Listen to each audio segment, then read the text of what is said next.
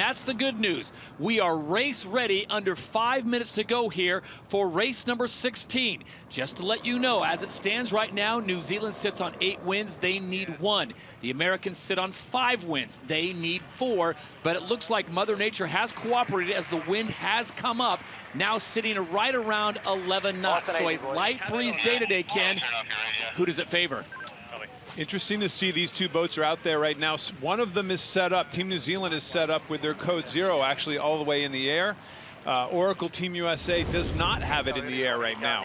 So these guys are expecting possibly different solutions to how they're going to tackle this first downwind leg.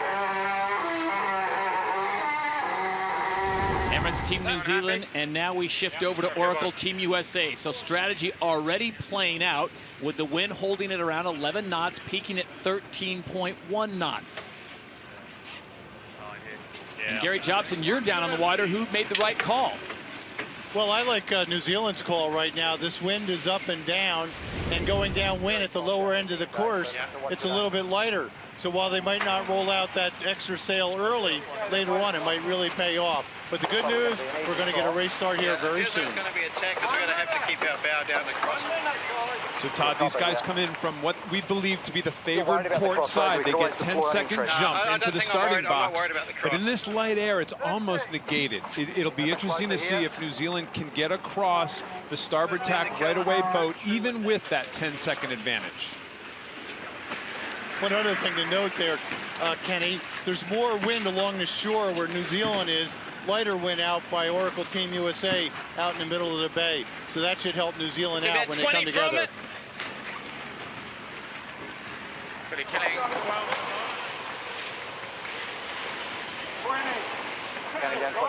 Day 13 of the 34th America's Cup. Will today be the day the Kiwis take the cup, or can the Americans extend it another day?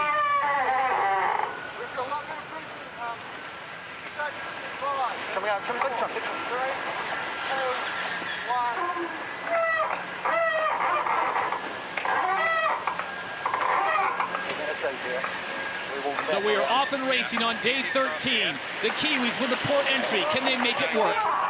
It's a pretty short line, Dino.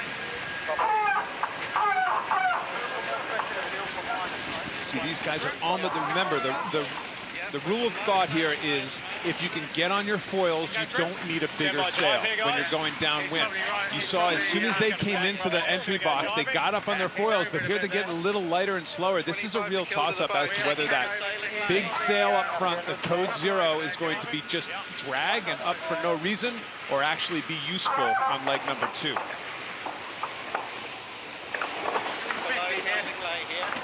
We have a 1.5 knot flood here, guys, and that should favor the windward end going over to the first mark. Yeah, we're late. We're 6 over. How's the light line, Tommy?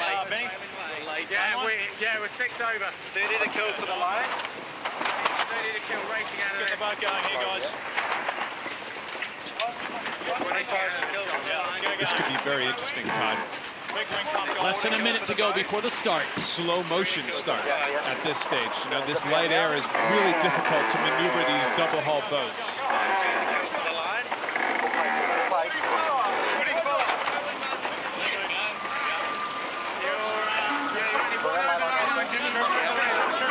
Too late.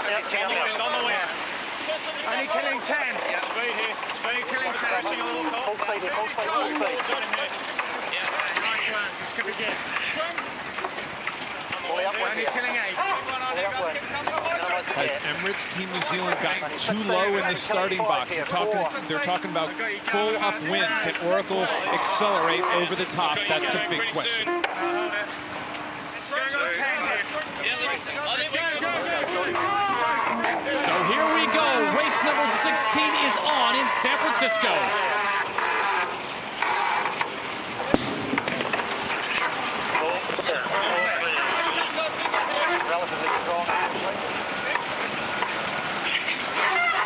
Oracle, first boat up on their foils. Is that going to be enough to accelerate them over the top of Team New Zealand and give them wing wash, give them disturbed air?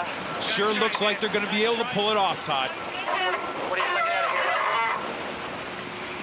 So the Kiwis got lower, looked to be in the prime position, and just like that, Jimmy Spithill and company accelerated the line, and they are the first ones to mark number 1. Serious acceleration, and you wonder how much having the drag of that code 0 up in the air affected these guys on leg number 1.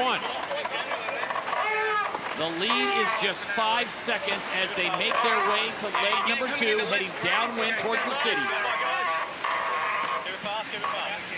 That was a serious difference in acceleration. That drag of that big sail up there, and these boats that are so optimized for aerodynamics, you have to imagine that meant a lot. Interesting that Oracle jibes right away, getting back out into the middle. So a little bit of difference there. Normally, the Kiwis, when they trailed around that first mark, were the first ones to jibe. This time, you heard Jimmy Spithill talking to Ben Ainslie saying, happy to go. A lot of times, Todd, they're jibing to stay in line so they don't get in the wing wash of the boat ahead. But right now, Oracle's just popping up on their foils in this lighter breeze a little bit easier than the Kiwis are. Right, Smiley.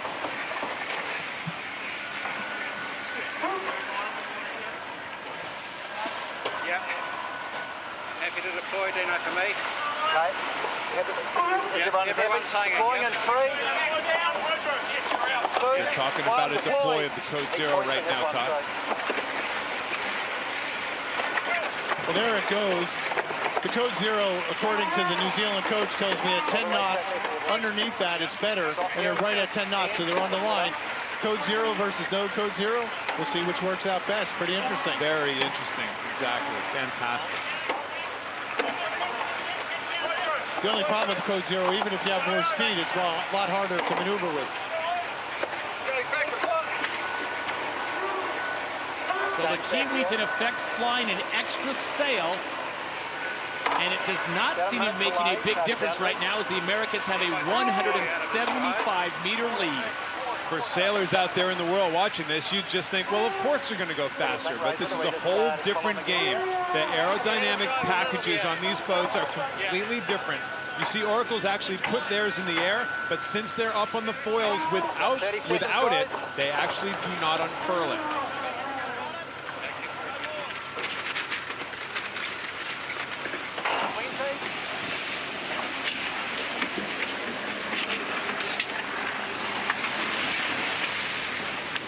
Deploy anytime. Big E's on wing. Go deploy. Boards forward. Stay with us, Tom. Yep, with you. Go deploy. Good pressure here. Should be out of the wheel. Wing priority, boys. Wing priority. Oracle rolls out their Jennifer now. Everybody in the world thinks it's lighter breeze, so it must be easier physically on these boats. It's anything but. Try and get on the foil. Sailing almost at equal speeds right now, holding right around 25 knots. Go backwards. Go wing. Hold. Be a bit faster. Okay. Get pressure coming to you in 10. Hey, Ryan. Line here with him. Spend a bit of time and have a look at the seats. Boys. Then go in, get set up the lure and get that flat out. Definite left gate here. Not much in this, though, Todd. 212. It was like 180, I think, when they first deployed. So the big difference in sail areas really didn't mean a whole lot in the overall scheme of things. If the wind gets a little bit lighter, the Jennekers are going to be better. If it comes up, they're not going to be as good. They're right on that line now.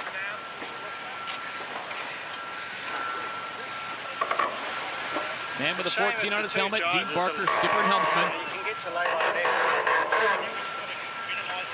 Yeah. So you almost got to follow them until left, you know. Oracle has had an edge in the last, I believe, 4 starts in a row. And their reaching speed seems really good on that first leg. It's certainly something that they think if they just get an even start, they just appear to be a little bit quicker all the time on leg number 1, giving them the jump that they need. We can get to ley line if we go. There is reasonable breeze the other way. Yeah, I reckon that's good pressure. Okay. You're 30. Okay, happy. 20. 10. In 30 seconds, guys. 25.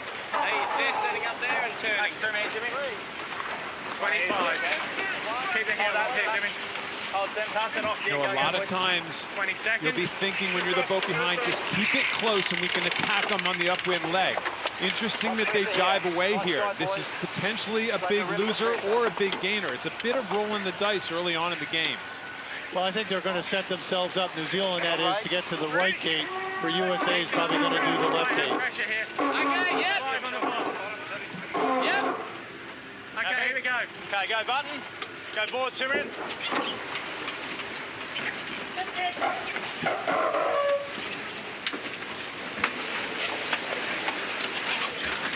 Go, boys, big sheet. Dig it in. Man, there's a lot going on in these jibes. A lot going on. A long way to go. Their sheet is way out. This is actually not a great jibe on Oracle. And the lead is now down below 100 meters. How far to lay line? But with a jibe to go. That's the thing. I kind of really liked New Zealand sticking with them and trying to jibe better and really closing it up. But they chose not to. They chose to split. They still have one more jibe to go.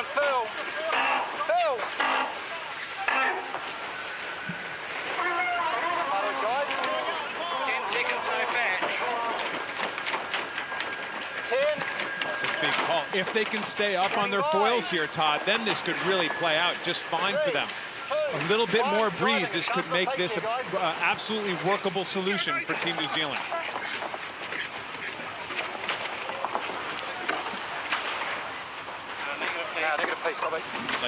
Like Gary said, it will be a split here. Get out of the jib. At mark number 2, the Americans have a lead, but it has shrunk down below 100 meters. The Americans opt for the left gate, and it looks like the Kiwis will go to the right. 3, 2, 1, here we go. What a shock. We have a really close sailboat race. 20 seconds, they raise The Americans more than doubling their lead. It was 5 seconds at mark number 1. It's up to 13 now. Gary Jobson, who has the best position on course now? Well, I like Oracle Team USA's position. They're going to get under this cone from Alcatraz Island, where there's a lot less current. Remember, we have about a knot and a half flood coming in here, and being out in the middle where New Zealand is going to be tough. Seems like the breeze might be a little further to the right, though, Gary, than normal. They're coming up in this boundary very quickly under Alcatraz Island.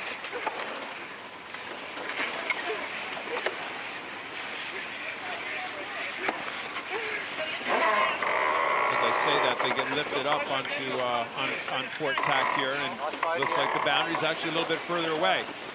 You can't quite see the tide line that we normally see here, so it could be a little more even from side to side. Really hard to call from our vantage point right now. So the first tack of leg number 3, and the Americans have a lead, but can they make it stick as they head upwind? Going to our line in here. Go, Trent. Problem with it. Giving you a little twist. Target. So around 19s. Yeah, come in. Numbers coming.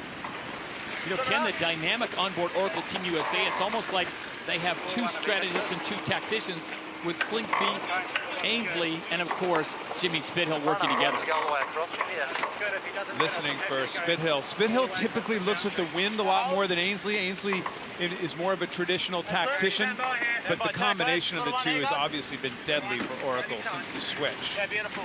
4, 3, 2, 1, here we go. So the Americans have the lead as they head up towards gate number 3 here in race number 16. Yeah. Come on.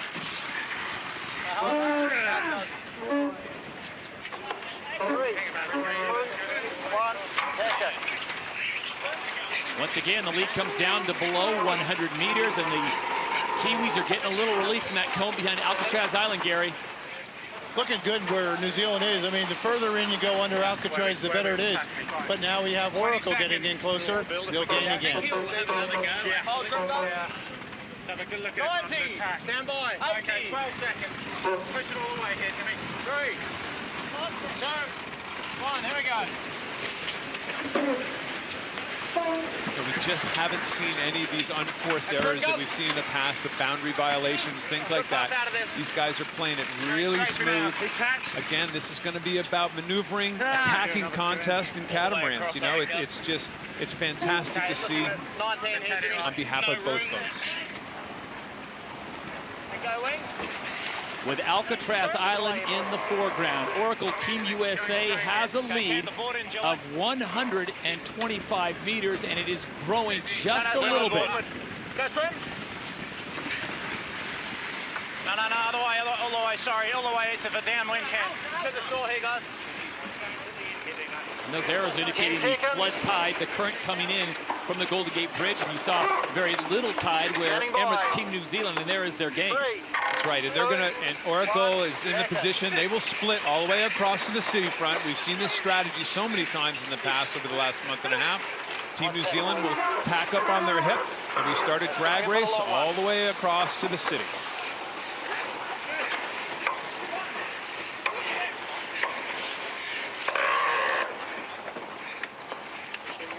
Take a look at the VMG, or the velocity made good. VMG is really the number we're looking for. That's the speed towards the mark. That's the combination of their forward speed and the angle to the wind. Really not a whole lot in it right now. That must mean that Emirates Team New Zealand is already back out in the current, the same current that Oracle's in.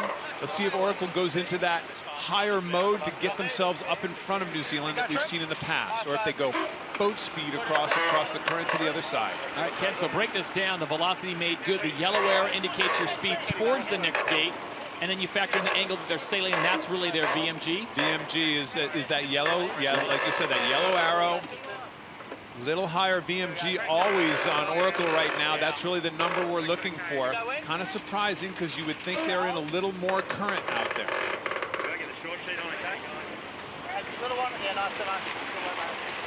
Wind has picked up just a little bit since the start of the race, 12.8 knots, and the Americans now getting a little relief. And Kenny, you see that line down there. Explain to the folks at home what that is. There you go. So that is the reason why the VMGs are a little different.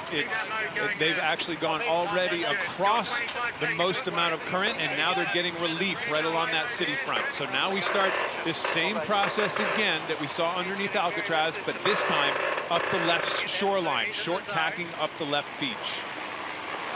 Cross, but yeah, I can zoom right down now. 3, 2, 1, here we go.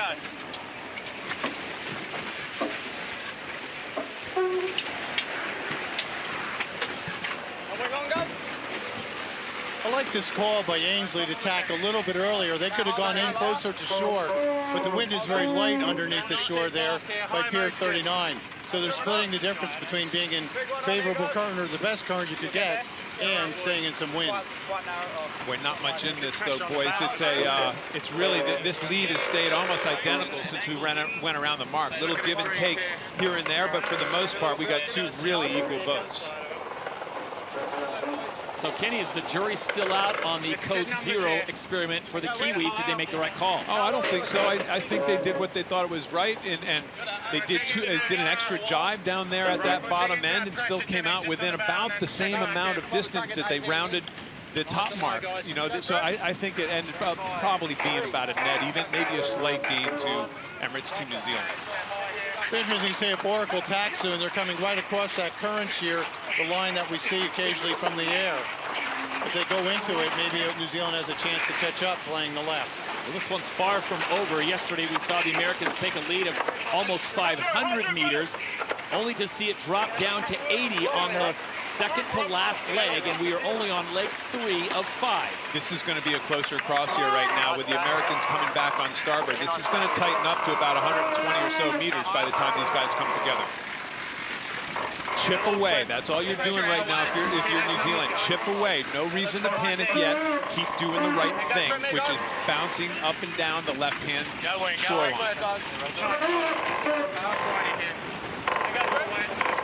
2 days ago in this position, we saw New Zealand try and sail a low course and use boat speed. If Oracle tacks, New Zealand needs to tack immediately to get back in shore.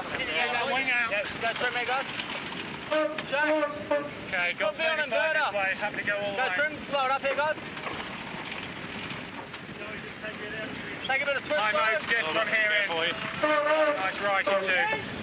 25 seconds. Well, you've got constant communication on board Oracle with Jimmy Spittle, Ben Ainsley, Tom Slingsby, factor in a little Kyle Langford there. And they're talking nice righty, which means a right-hand wind shift. Remember, the breeze does not just stay consistent no matter where you are in the world. Out in the middle of the ocean or right by a city front like this, a lot of times you can even get little puffs, tweaks coming up and down the streets. It happens in Boston, for example, all the time. The breeze literally just rumbles right down the streets coming off the city front. So everything affects the wind direction. We went the same numbers here. Yeah, copy. Put it on the breeze now. Kenny, as we look at the wind along the shore, it's a little stronger along the city front than out here in the middle. Happy keeping it on the high side. Still just not much in it. Whoever gets to that left side gains a little bit. Whoever comes in from the right loses a little bit. Now we'll probably trade off yet again. Kiwis, though, have done a great job of staying out of sequence with the Americans, not allowing them to dust them with wing wash directly upwind. Maybe you get a little smattering like this, but for the most part, it's not a big deal. It's 255, plug and lefty here.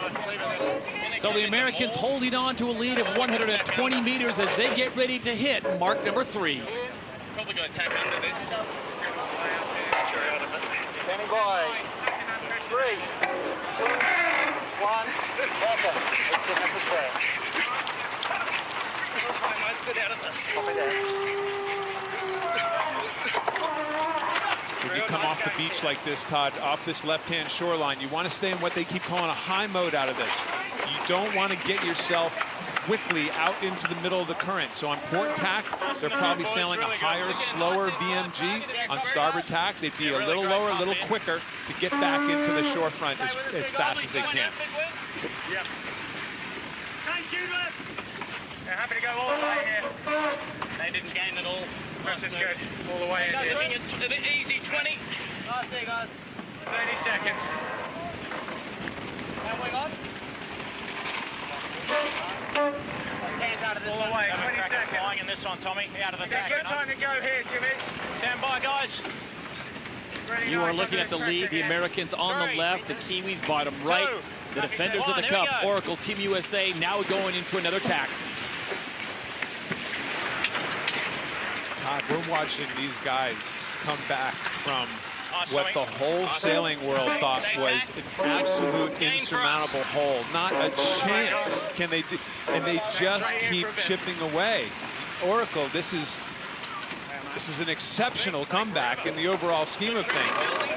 Your Team New Zealand, my goodness, the doubts have to be creeping in, don't they? Well, you think about it, coming into this race, it was 8 wins to 5, and actually 8 wins to 7, but the Americans were docked 2 points prior to the America's Cup because of infractions found during the America's Cup World Series. So 2 points taken away. So the Americans actually have 7 wins. If they get this one, Kenny, we would be even 8 wins apiece, and both of them looking for the one knockout shot. As it stands, it's 8-5, and the win here for the Americans would take them to 8-6. Not over yet, though, this race. You just see that this line, two very different design philosophies, and this game loss line has not hardly moved. Really amazing how close in speed these two boats are and how close in maneuvering ability that they've come. Well, Gary, as they get set to hit gate number 3, they are absolutely hugging the left side of that course as they head towards the Golden Gate Bridge. I think New Zealand's got to think about the next downwind leg, not lose any more distance here, and then work that right gate to get out into the current. If they use the left gate, New Zealand's going to be in deep trouble. So much as the left side of the gate going upwind has been a bit of a conveyor belt with less current going down, you'll want to be on the left side heading the opposite direction, more current or flood coming in. Yeah, it's really a matter of how much apparent wind you can build. Sometimes the negative current downwind actually is a boost. It actually increases the wind speed, and you can make up for the fact that the current is against you. I'm not sure if we're at that crossover yet. You see that incredible current line. Welcome to San Francisco Bay, that current line right there. Yeah, both boats will have to do at least one tack to get to a mark, so that puts New Zealand in a very tough position.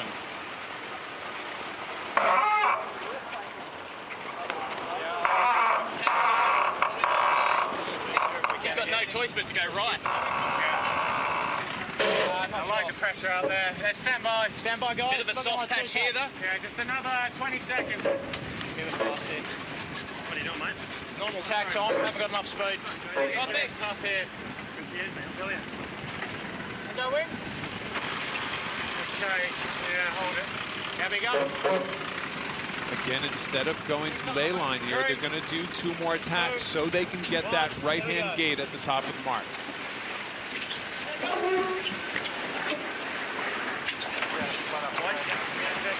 Still, this is not even close to being over. The Kiwis do not ever go away. Right, Gate, go to ley line here. On and right, boys. There is a 40-minute time limit. There's 19 minutes to go, so no problem in making the time limit today. Well, Gary, I guess the big question as the Americans get close to gate number 3, is there a possibility of us getting a second race in today, despite the fact that we were delayed by almost 30 minutes? Well, for sure, there's time to get a second race in. The question is, New Zealand want to have a second race. They have a card to play where they could take a time not do the second race today. We'll see if they want to have a second race. Stay with us. We're on the foil here at this angle. Right.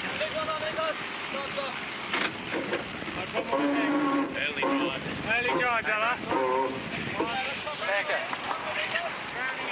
And because of the extra tack, the Kiwis have closed the gap to the Americans. But it will be the Americans first at gate number 3, but they have the favorable side, and we'll see what the Kiwis decide to do. Go wing. Go wing, go wing. Go wing, boys. I need the wing. They pop right up on the foils in 14 knots of breeze, which means the code 0, at least at the top of the course like this, likely does not come into play. Neither of them even have it up at this stage. Meanwhile, on board Emirates Team New Zealand, the challenger, all quiet. Yeah, great. Backwards, go, backwards. This way. Still quickly. The second to last leg here on race number 16. Can the Americans hold on and force another race? Good pressure. Again, like we saw yesterday, the Americans with that extra tack, and now look at the lead. Now, what we did see yesterday as well was the Americans hit some pockets of really light air, and that allowed the Kiwis to pull back in it. Do you see that scenario playing out again? Oh, it absolutely could play out again. It's really, this is it, like Gary said at the beginning of this race, this is a tactician's show here right now. They just have to work on avoiding those little light spots.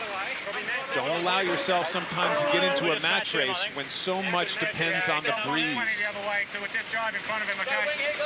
They are driving. Happy to go straight for a bit. You happy matching him on the hoist? Yeah. Yeah, happy to match on the hoist. Okay. No problem.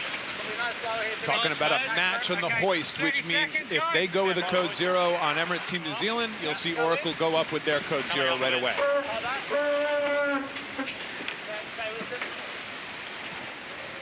Okay, 10 seconds. And go wing. Okay, go button, Tommy. Go board, Simeon. Nice. And following a jibe from the Kiwis, the Americans decide now is the time to make it happen. They are on leg 4 of 5. This is race 16 with the Kiwis leading 8 wins to 5. If New Zealand wins this race, they win the America's Cup. If the Americans win, the racing continues. The racing that will never end. That sailors around the world just don't want it to end at this stage. It's such drama. It's amazing. But I'll tell you what, Oracle is one bad jibe away from losing this lead. The Kiwis, again, I keep saying it, this is the same lead we saw entire way up on that beat. 3, 2, 1, driving. This is a big call right now. This is a big split.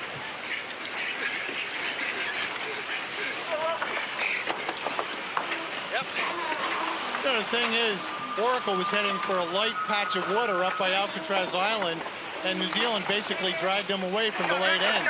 So it is a huge risk what New Zealand just did.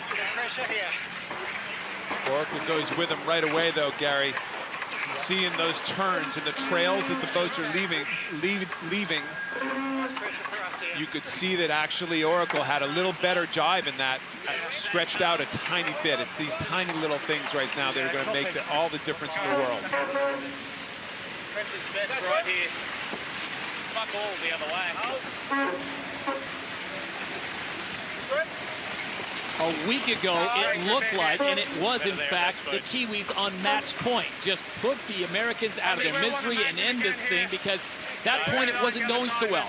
Then the Americans made some small tweaks to the boat. They made a crew change, and since then, it has been all Oracle Team USA. But since they've dug such a big hole and been hit with a 2-point penalty, the last 4 days, the winning streak really hasn't made that much of a difference other than digging them out of the hole, and now it's really race on at 8-5.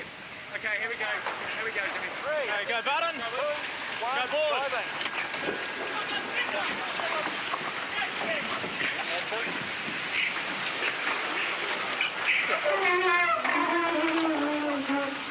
Nice move by Oracle. Just stay between the competition and the mark.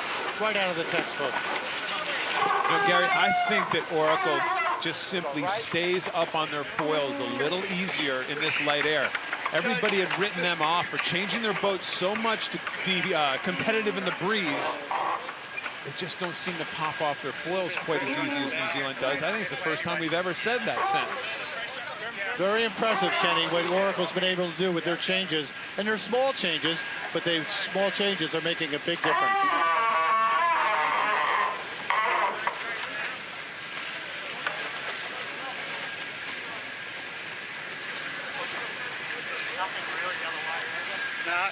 Well, normally we could start a race as late as 2:39, 2:40 Pacific time is the local cutoff. And right now, Gary, that's less than a half an hour away. That means they would have to take away, if the Americans go on to win, their normal 30 to 35-minute halftime break. Are they willing to do that? No. No, they'll keep to the same thing. They won't shrink it down. They'd have to get agreement by both teams. And if I'm New Zealand, I want to get back to the dock and reset. 20 seconds. Which would take us to day 14, and race 17 and 18 would be on for tomorrow. And Gary, any idea what the weather forecast is for Tuesday here in San Francisco? Yeah, Todd, the weather's going to be good tomorrow. Stronger winds. We'll go back to our normal pattern. Good wind for the first race, and right at the edge for the second race. Tell you what, that Al Roker character, he better be quaking in his boots. Oh, I love Al Roker. I'm a fan. You're on it, Jabo. Here we go, the lead now approaching 240 meters, so the Americans staying true to match racing formats, just staying on top of the Kiwis. And Ken, at this stage, the Kiwis are basically throwing everything they can at them and hoping for a mistake. Yep, still a couple more jibes to go, though. That's really the only fear if you're an American fan, and the saving grace if you're a Kiwi fan. There's still a couple more jibes to go, and let's just see who stays on their foils and who doesn't. But it looks like the breeze is up enough that they're probably both going to be just fine. At last check, breeze checking in at 14.2 knots. So the Americans having a great day up on the foils, and look at the speeds. Americans traveling at about 30 knots, the Kiwis close behind. The big question I have here for the New Zealand team, what are they going to do to get a good start? They've lost 4 in a row. That's the difference in every race. They got to win a start if they want to get this cup. Stand by. Go wing on, please. Wing, big wing, big wing. 10 seconds. Yep. Stand by. Yep. Go button, go board, Simeon. Just riding us out a little, Tom. Yeah, we're on. Okay, it's you. The communication between Ben Ainsley, Tom Slingsby, and Jimmy Spithill is fascinating. Exuding confidence, really, in each other. There is never a second guess or a doubt. And those of us who have been in all kinds of afterguards our whole life, it's hard to do. At mark number 4, it's Oracle Team USA first to the gate and carrying a lot of speed as they head towards the finish line here in race 16. 3, 2, 1, driving. The Kiwis have kept this close, but it just doesn't appear to be enough. Go here, hydro.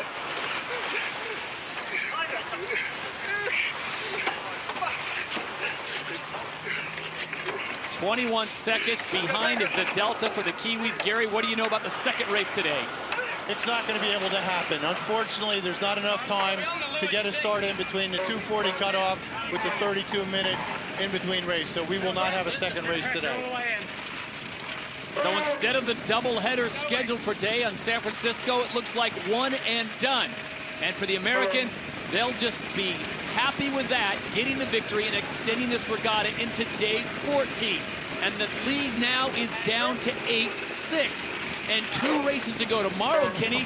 We could be even on this thing with a showdown on Wednesday. You just have to wonder what in the Kiwis coaching room, what do? What do they like Gary said, they got to get off the starting line. Well, folks in America and down under, clear your schedule. We will be racing on Tuesday. Oracle Team USA gets the win.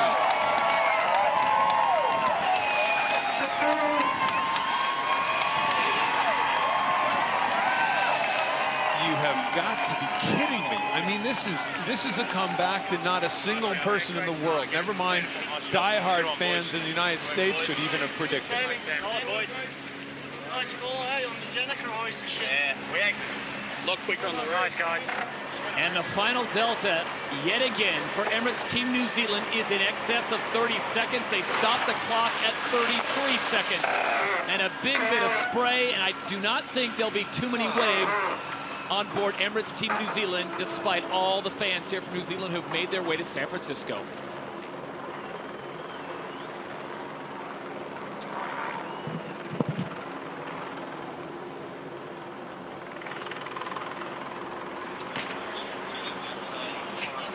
Well, a sense of relief as the Americans live to fight another day, at least another race. Quick scoreboard math, 8-6. The Americans now trail by 2 with 2 races scheduled tomorrow. We could be even, but let's not forget, Emirates Team New Zealand is 1 win away from taking the America's Cup away from Oracle Team USA. And Ken, I hate to keep going back to this, but if the jury has not penalized the Americans to 2, we'd have ourselves a real classic here, even at 8. It's just, I am dumbfounded by the fact that these guys have actually believed their own hype and come back this far from that big a hole. They dug themselves an incredible hole. I guess we got to give Jimmy Spithill credit. Everybody's been kind of hard on him about how confident, is that the right word, he's been in these press conferences? Well, I think it was that and the broken record. If we believe we'll get it, we feel good about ourselves, we feel good about this position. And we all sat there saying, come on, no one feels good about being down 8-1. Exactly. No one does, except exactly Jimmy Spithill. Give him credit, folks. Everybody has to give him credit. Kiwi fans have to give these guys credit. This has been quite a turnaround. Just like American fans had to give the Kiwis credit for coming out of the blocks so fast at the beginning of this event.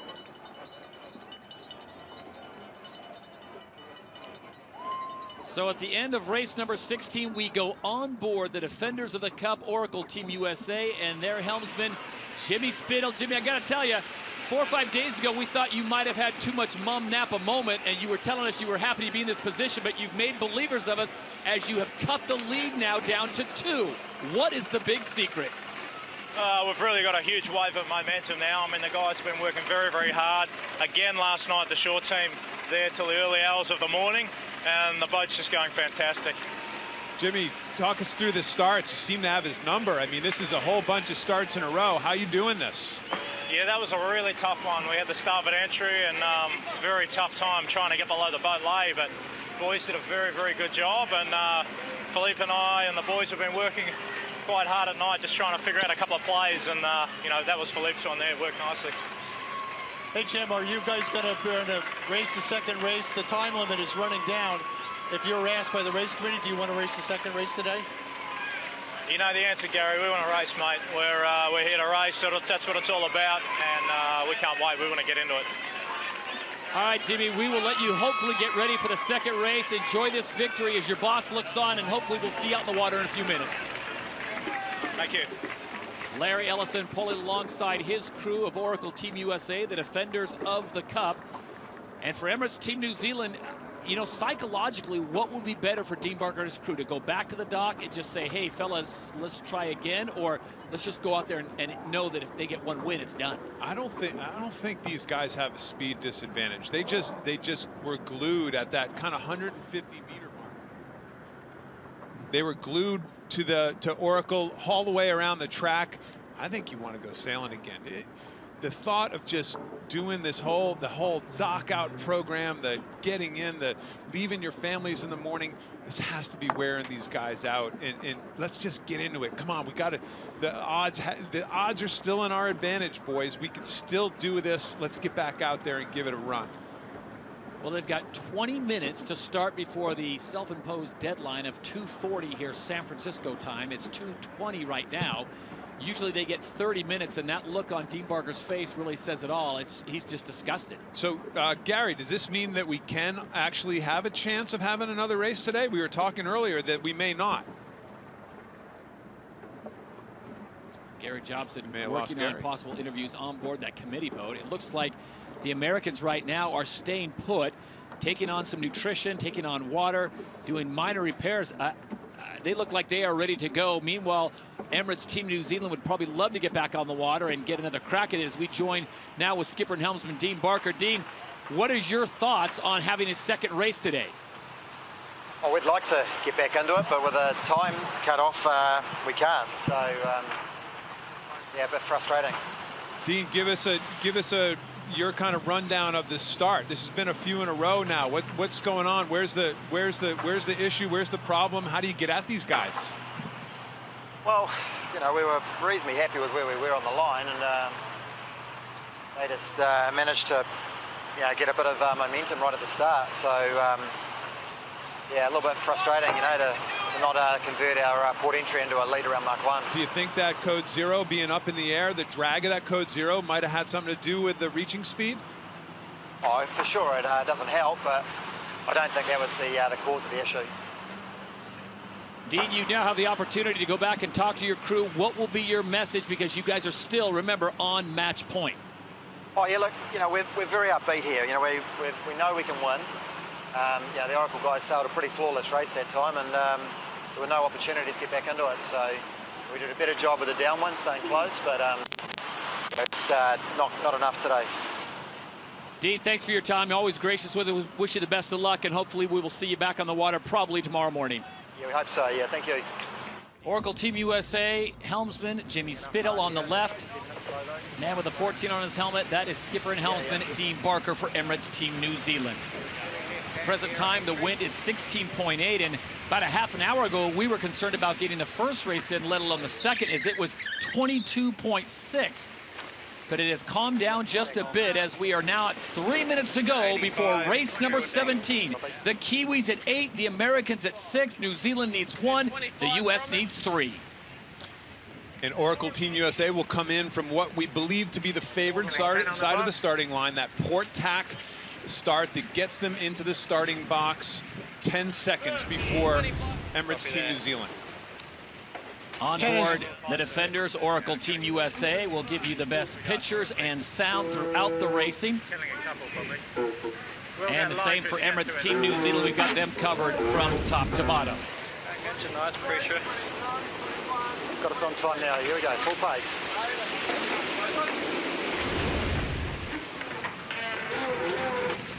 Here we go, Todd. I don't care what the afterguards say. There's butterflies churning in both of these boats right now. Gary, it's surprising the breeze has really kind of stopped a little bit. It was windy there for a while. This is much more in control for these boats, isn't it? Well, it was over the limit there for a brief time, Ken, but the wind is good now. I expect a really good race. Both boats now in the entry box, and the dance begins with 1:45 to go before the start. With the strong flood tide, look for the boats to work for the windward end of the line. You get the puffs first, and you take advantage of the current. 90 seconds to the start. Slightly early coming back to the line right now by James Spithill.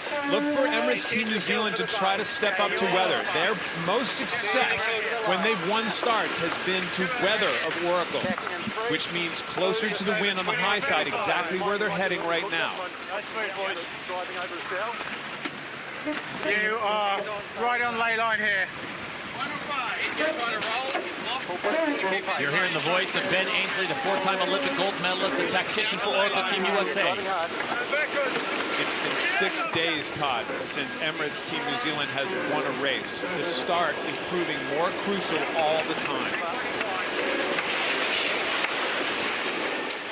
Turning up here in 3, 2, 1, turning it up hard now.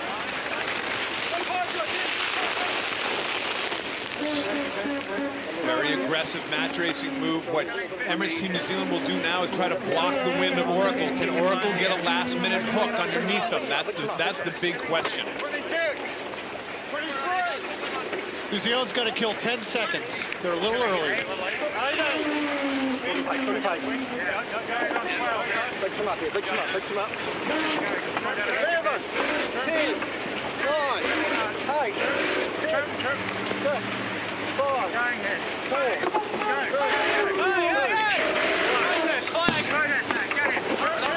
Right from behind, a last-second hook by Oracle. I'm really surprised by Team New Oracle Zealand there, set Ken. themselves up for that. Good attack here. Protest by Oracle. Pass head to wind here. We're way past head to wind. Yeah. Okay. So they cross the line on time. The Americans immediately file the protest flag and a penalty to the Kiwis. Penalty to New Zealand there, guys. They'll just have to simply slow down, however. There's going to be contact here right now. Bang! Jim on, guys. Don't let me lose the bow. Jim on. Here we go. Let's go. Go hard the other way now. Hard now. Idiots. Here we go. Nice work, Jimmy. An absolutely disastrous start for Emirates Team New Zealand. They will now have to sit for 2 boat lengths. Just getting it now, yep.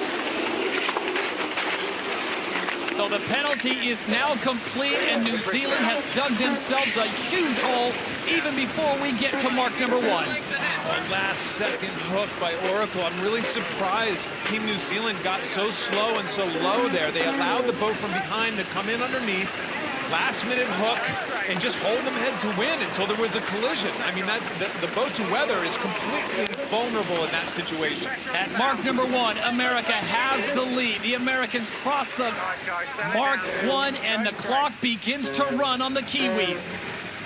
Pressure all this way. And handing Oracle Team USA with the momentum they have, an 18 seconds lead, Ken, on the first mark. Not good. My goodness, I'm really surprised. We'll have to go watch that start again here in a minute, but that was really, I don't know. That's where nerves, I don't know. Something's going on in the head of Dean Barker right now. Do you think Dean Barker thought that Jimmy Spithill was trying to go up to the top of the box and was just giving him a fake? Because it was clear once he made that turn that Spithill was going for the hook. No, if he had stayed on the wind towards that weather end, I think he could have cleared out and not allowed Oracle to come in from behind, but he got so slow and actually came down towards the line a little bit. It kind of opened the door for Spithill to come in and completely, I mean, own the day, own the start in a big way. And then there was apparent contact, so head umpire Mike Martin and his crew pretty much had to do the only thing they could, and that was assess a penalty to the Kiwis.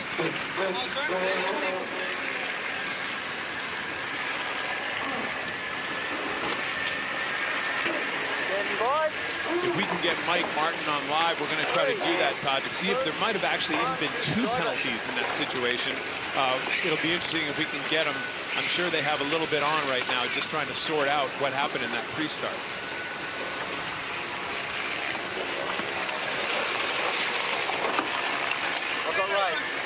So on leg number 2, the Kiwis have dug themselves a 400-meter hole. And Ken, we were watching out here prior to the start, and the Americans were just practicing, and they were traveling at over 50 miles an hour.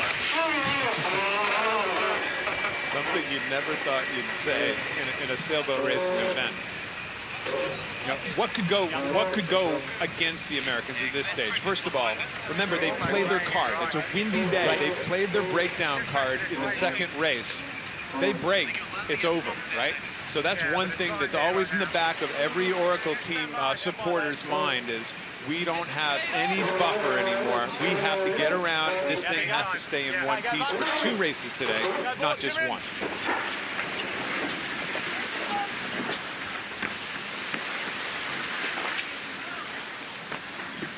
We're glad to be joined now by the chief umpire, Mike Martin, of this 34th America's Cup. And Mike, take us back to the start, what you saw and why the penalty was assessed. Yeah, what happened? Nice, Jimmy.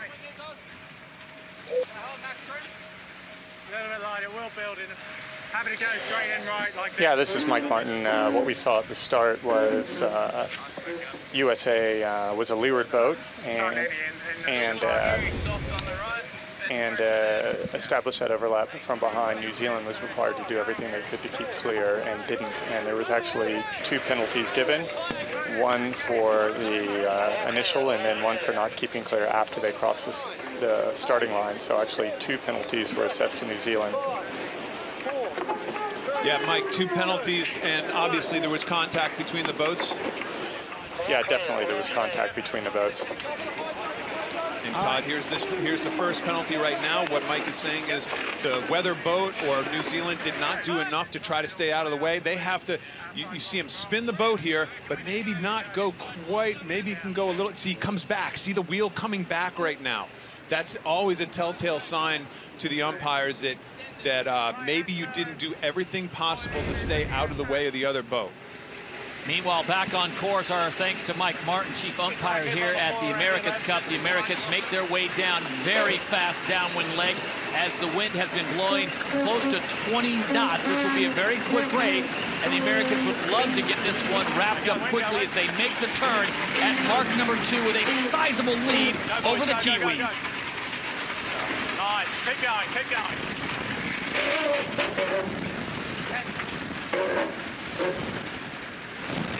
Just need a little oil when you can. Setting up there. Stand by, boys. Go backwards. And the lead has grown, and this time the Kiwis will not split the course. They will follow Oracle Team USA, going closer to shore, but they have done themselves a 29-minute delay behind the Americans. And Ken, I guess one of the questions I would ask, without a situation to play that provisional card, contact and damage to the American boat, do you think that's something they have to look at? I don't think so. I think you're just tapping the carbon fiber skins at that stage. Even if there's a puncture, unless there's some sort of lamination or delamination issue right around, let's say, where a shroud is or where that front beam is, then you might have something to look at it. But typically, a little tap like that isn't going to end your day. So a delta of 29 seconds around mark number 2. The Kiwis now heading closer to shore, as are the Americans. We check in on the water once again with Gary. And which side of the course is a sweet spot, Jabo? Well, the sweet spot is away from the middle of the course because the current's so strong. Todd, I'm sitting here watching this race thinking, if I'm on board New Zealand, how am I going to catch up here? Well, the first thing is to stay fast, don't give up. Things happen in sailboat races, and when you're way ahead like Oracle is right now, sometimes you throttle back and get conservative, saying we don't want to break anything, and that's where you have your opportunity. So this race is not over yet, and as you can see, New Zealand on the left is going pretty well. And Ken, that picture says a lot as the Kiwis on the left-hand side not quite foiling upwind, but clear foiling upwind by Oracle Team USA. Yeah, close. You see the Kiwis coming in and out of the water sometimes. Both boats are really beginning to perfect this foiling upwind, especially when you want to get fast, a fast mode, let's say across a current line or towards the next puff. They're using moding, fast mode and high mode, much more effectively. You can see where Team USA is actually in that cone right now. Now they'll start going a little higher onto the wind, most likely. Just try to stay in that relief behind Alcatraz Island. 3, yeah, okay, 2. You wonder how they're suddenly able to foil upwind more than we've ever seen. And they've been working on their systems to be able to get that foil exactly right in the water to give them the boat to lift. And what's impressive about this team is the wind limit is only about 12 knots to get them up in a foil. When it's 16, they just take off and fly.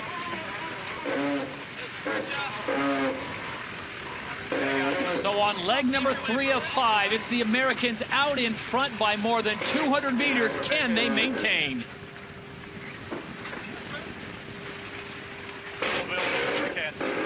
Left hand, really left hand this. Ben Ainsley calling out the big left-hander. Americans traveling at 23.7 knots. The Kiwis at 26.5. They're out of that relief. Remember, this is GPS speeds. This is speeds over the ground, which takes into account the current. They would be in the current relief right now. Therefore, they'd be registering probably higher speeds. As I say that, of course, Oracle gets up on their foils and starts screaming across the channel to get to the relief on the other side right now. 10 seconds. Standing by in 3, 2, 1. And the Kiwis decide it's a good time to tack away from Alcatraz Island.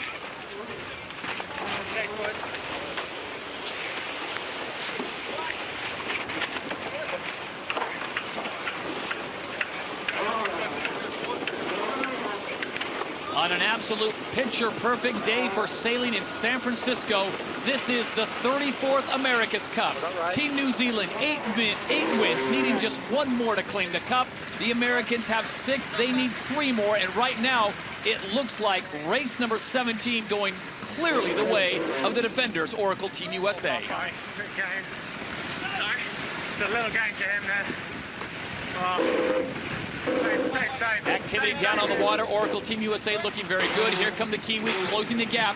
Now it's below 300 meters. Gary Jobson, as we spin it forward, if the Americans could hold on to this race and get the win and force a race 18, what does the weather look like later this afternoon? I think the weather looks pretty good for a race this afternoon. The fact that it's died down here in the last half hour or so says that the wind should be good for another race. For New Zealand, they got to think about what they made, what their mistake was. Overly aggressive, didn't cut it. They've got to be a little better on the next start if they want to win it. Wind limit for our second race today would be at 24.1 knots. 20 seconds. These guys are going 30 knots upwind against the current. Again, they just seem to be going faster every day. Here we go, guys. 4, 3, 2, 1. Here we go. Oh, I like this move by Oracle to go in and push really hard. Even though they're ahead, they're going to be very aggressive and keep working to push New Zealand back. Nice move. Good pressure. Good this one. Really good pressure. Yeah, it's good here. Get it going. Yeah, keep doing what you're doing. The difference you notice since American team has made the change with tacticians from John Kostecki to Ben Ainsley is there's a lot more communication between the 3, Ainsley, Slingsby, and of course Jimmy Spithill. Yeah, more chatter, more of a 3-person team back there. There's no doubt about it that everybody has their own way of doing things. Really, John Kostecki, I think, was much more, it was more of a 2-person afterguard with he and Jimmy Spithill, and Slingsby was there to kind of help or assist where needed. Where now, for sure, Ben Ainsley has brought in Tommy to be a major part of this afterguard, and it's clear in the communication. You can see that every single race. Ken talking about the afterguard, the 3 men in the back, the driver of the boat, James Spithill. Tom Slingsby is now a strategist, an Olympic gold medal champion himself, and Ben Ainsley, Sir Ben Ainsley, a 4-time Olympic gold medalist. 40 seconds to get to the lay line. As we listen in with Emirates Team New Zealand. It's going to be a bit of a drag race across here now. Both boats likely to stay on port tack and just fly, literally. I'm looking upwind here, Ken, to see if the wind shifts to the right a little bit. That's the one thing that could help New Zealand out of this position. Wind going right, better course to the next mark. 20.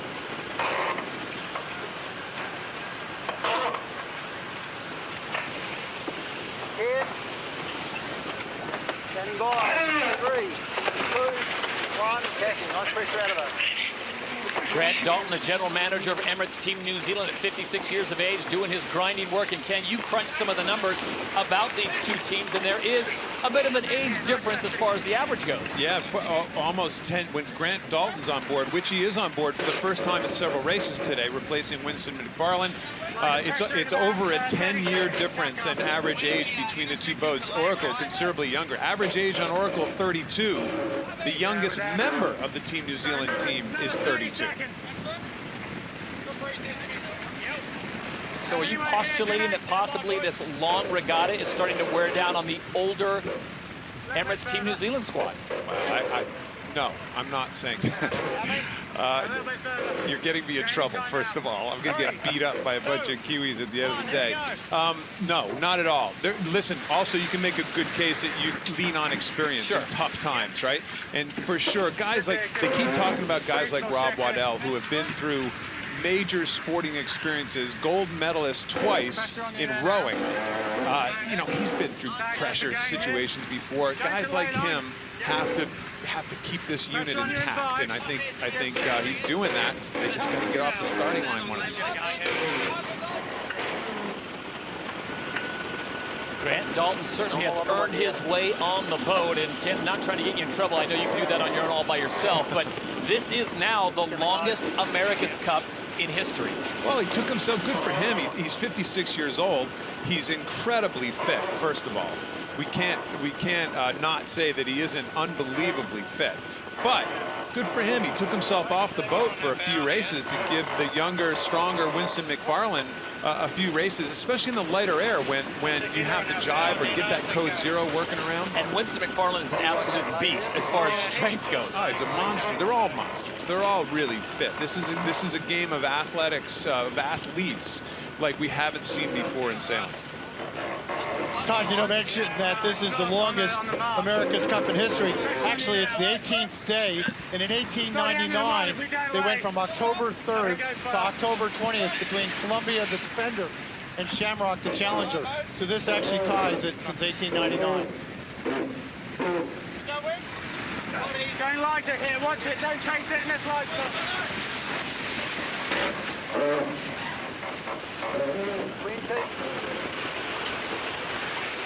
Team New Zealand, they need Oracle to not actually make this gate right now. And they need all the help they can get. They need them to miss this gate and have to tack some more.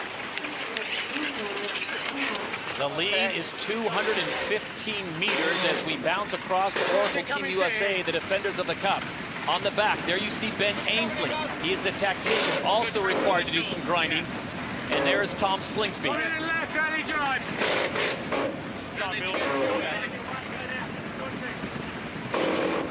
Got 15 seconds in. They're getting closer. I mean, New Zealand is plenty fast. Everybody keeps talking about New Zealand being slow. They're not slow. 10 seconds. They just got to get off. It's a broken record, I know. They got to get off the starting line. Here we go. So once again, the Americans thrown in attack just before gate number 3. Now, I think if there's a silver lining here for New Zealand, they're sailing even speeds upwind.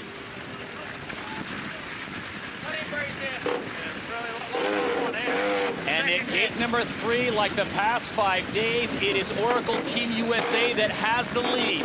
The Kiwis now coming into the circle. Can they close the gap? Remember, they trailed by 26 seconds after mark number 2.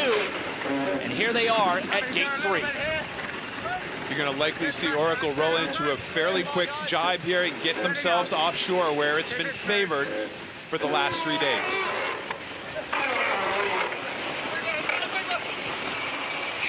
So the lead is down to 19 seconds. The Kiwis have chopped off quite a bit from mark number 2, but the Americans are off and running.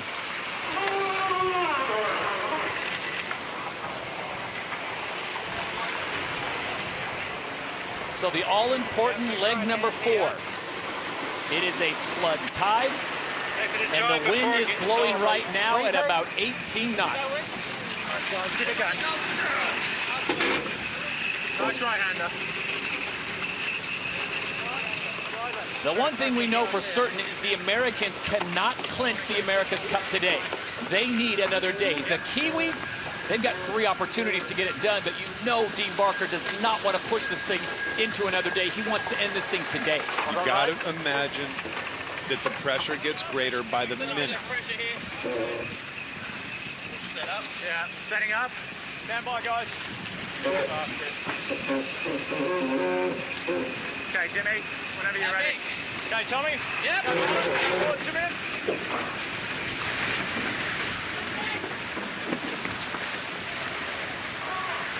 Back on the bay in San Francisco, Oracle Team USA has the lead. The Kiwis coming awfully fast. They've got a nice line here. They trail by 280 meters, but coming in very quickly, traveling at 41 knots. As usual, they don't go away, but when you give the other guy a jump, I mean, just bad things happen right out of the blocks. These guys aren't going away. They are not slow by any means, the Kiwis. I kind of admire the New Zealanders' aggression at the start.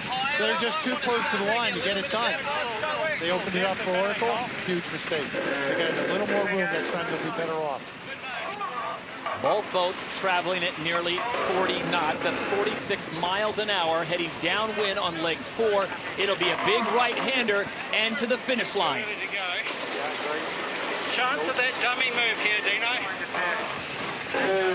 Want to always keep the leverage this way. Yeah, copy that. You heard Ray Davies say, chance of that dummy move. That means they might try a fake jibe here, try to shake these guys, just get them going in the other direction. They need anything. They need any sort of split right now. You're not going to pass them just by following them. Ken, how often do you see fake jibes work? How often do you see fake jibes in a catamaran going 38 knots work?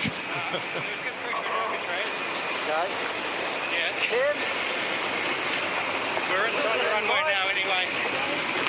3, 2, 1, driving. Go towards Simeon. Good pressure on our bow, guys.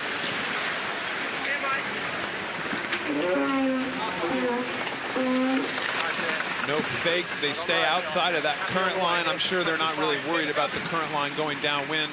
But for sure, Oracle does, Gary, they do exactly the right move here. They just stay right in sequence. Why take a chance at this stage? Right out of the book. Stay between your competition and next mark. Nice work. Shannon Falcone there on the right of your Yeah, we screen. can't get to A-line. Okay, building pressure slowly. And go wing. Keep coming. Kiwis don't go away though, Todd. If you look at that, they're just glued to him. You know, it's so easy to talk about these starts like, I know, let's just win a start.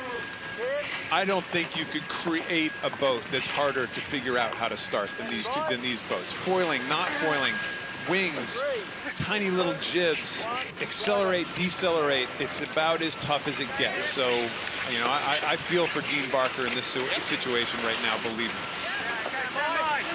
Anytime here. Pressure's good here. As we look at these boats going downwind here, one of the questions for Emirates Team New Zealand, do they play their card? They have the ability to not race the second race. Here's what I think. They are so close in speed here, they should race. The conditions are perfect for New Zealand today. Just get a good start and they can win it this afternoon. It's all on Dean Barker's shoulders. Gary Jobson referring to the fact that Emirates Team New Zealand has their provisional card or their postponement card. They can play that in the second race for any reason. They just play it to the official and say, we don't want to race today, we're done. The Americans have already used theirs, and that's really what's turned around this regatta for them. When they were thoroughly getting beat by Emirates, Jimmy just said, they've got a lead on us, we got to do something. They went back, regrouped, and the comeback began. Comeback began. They actually lost the next 2 races, but for sure they sped the boat up that one day, and then rest is history. At mark number 4, it's Oracle Team USA with just 1 leg to go, and they will pick up their 7th point, bringing them to within 1 of Emirates Team New Zealand.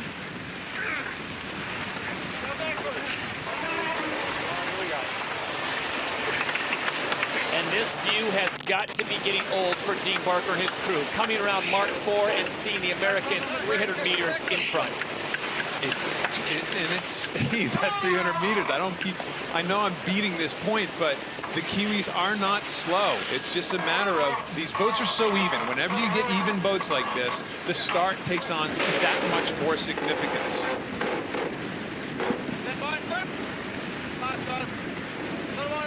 Well, unless you're a Kiwi fan, that is a beautiful sight up on their foils. traveling in excess of 39 knots heading into the finish line, and another victory.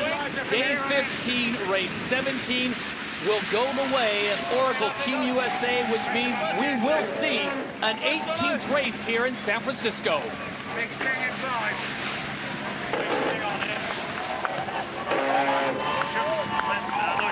And as they cross the line, the Americans are within 1 point of the Kiwis.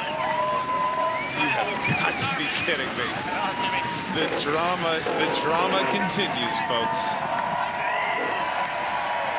Oh, nice hole fly.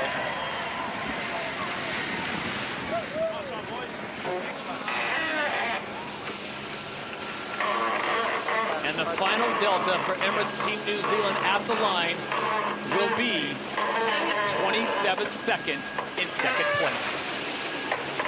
And the screws get tightened a little harder. You gotta believe the pressure. I mean, it's only human. The pressure is mounting by the minute. Now 6.5 days since they've won a race. It's sitting on match point. And to play devil's advocate, if you're Oracle Team USA, Sir Russell Coots, Larry Ellison, if you had not been hit with a penalty, you would have just won the America's Cup. Oh, I don't know if you want to go there. It's just looking back, but hey, you know what? The team took the bullet. They had to. That's what the jury decided, and they made some mistakes, and they paid for those mistakes. Could pay for them in the ultimate way in losing the America's Cup. Now you can officially say they could, if Team New Zealand wins, Oracle lost the cup because of those rule abuses. What, a year ago? A year plus ago?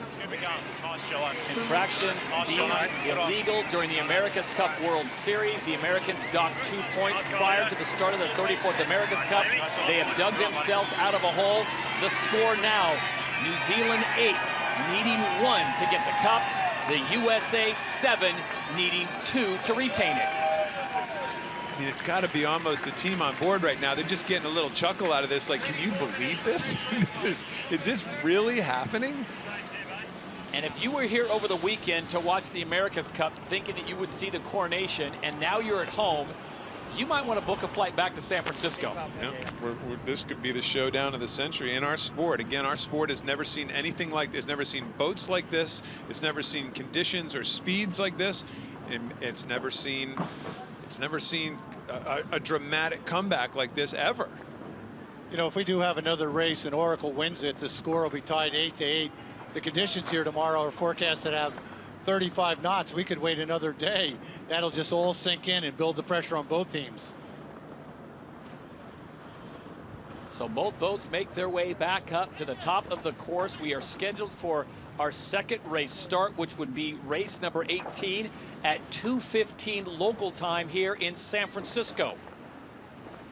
And the wind normally builds here in the afternoon, so that is something we will certainly keep an eye on. Gary Jobson will keep us abreast of any changes in the tide and or the wind. As we go on board the Defenders Oracle Team USA, Jimmy Spithill, much nicer talking to you after these wins, and they have come in bunches. Jimmy, the start, really the key to this race. What did you see and what were you trying to accomplish?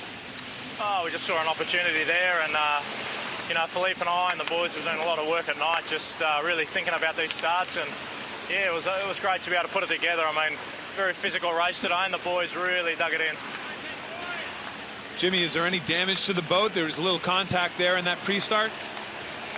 Rubbing's racing, so nah, she's all good. You know, we're watching you foil there upwind, Jimmy, and you seem to get faster every day. How are you able to do this? How were you able to make this change where you had trouble foiling upwind a week ago, and now you're able to make it happen easily?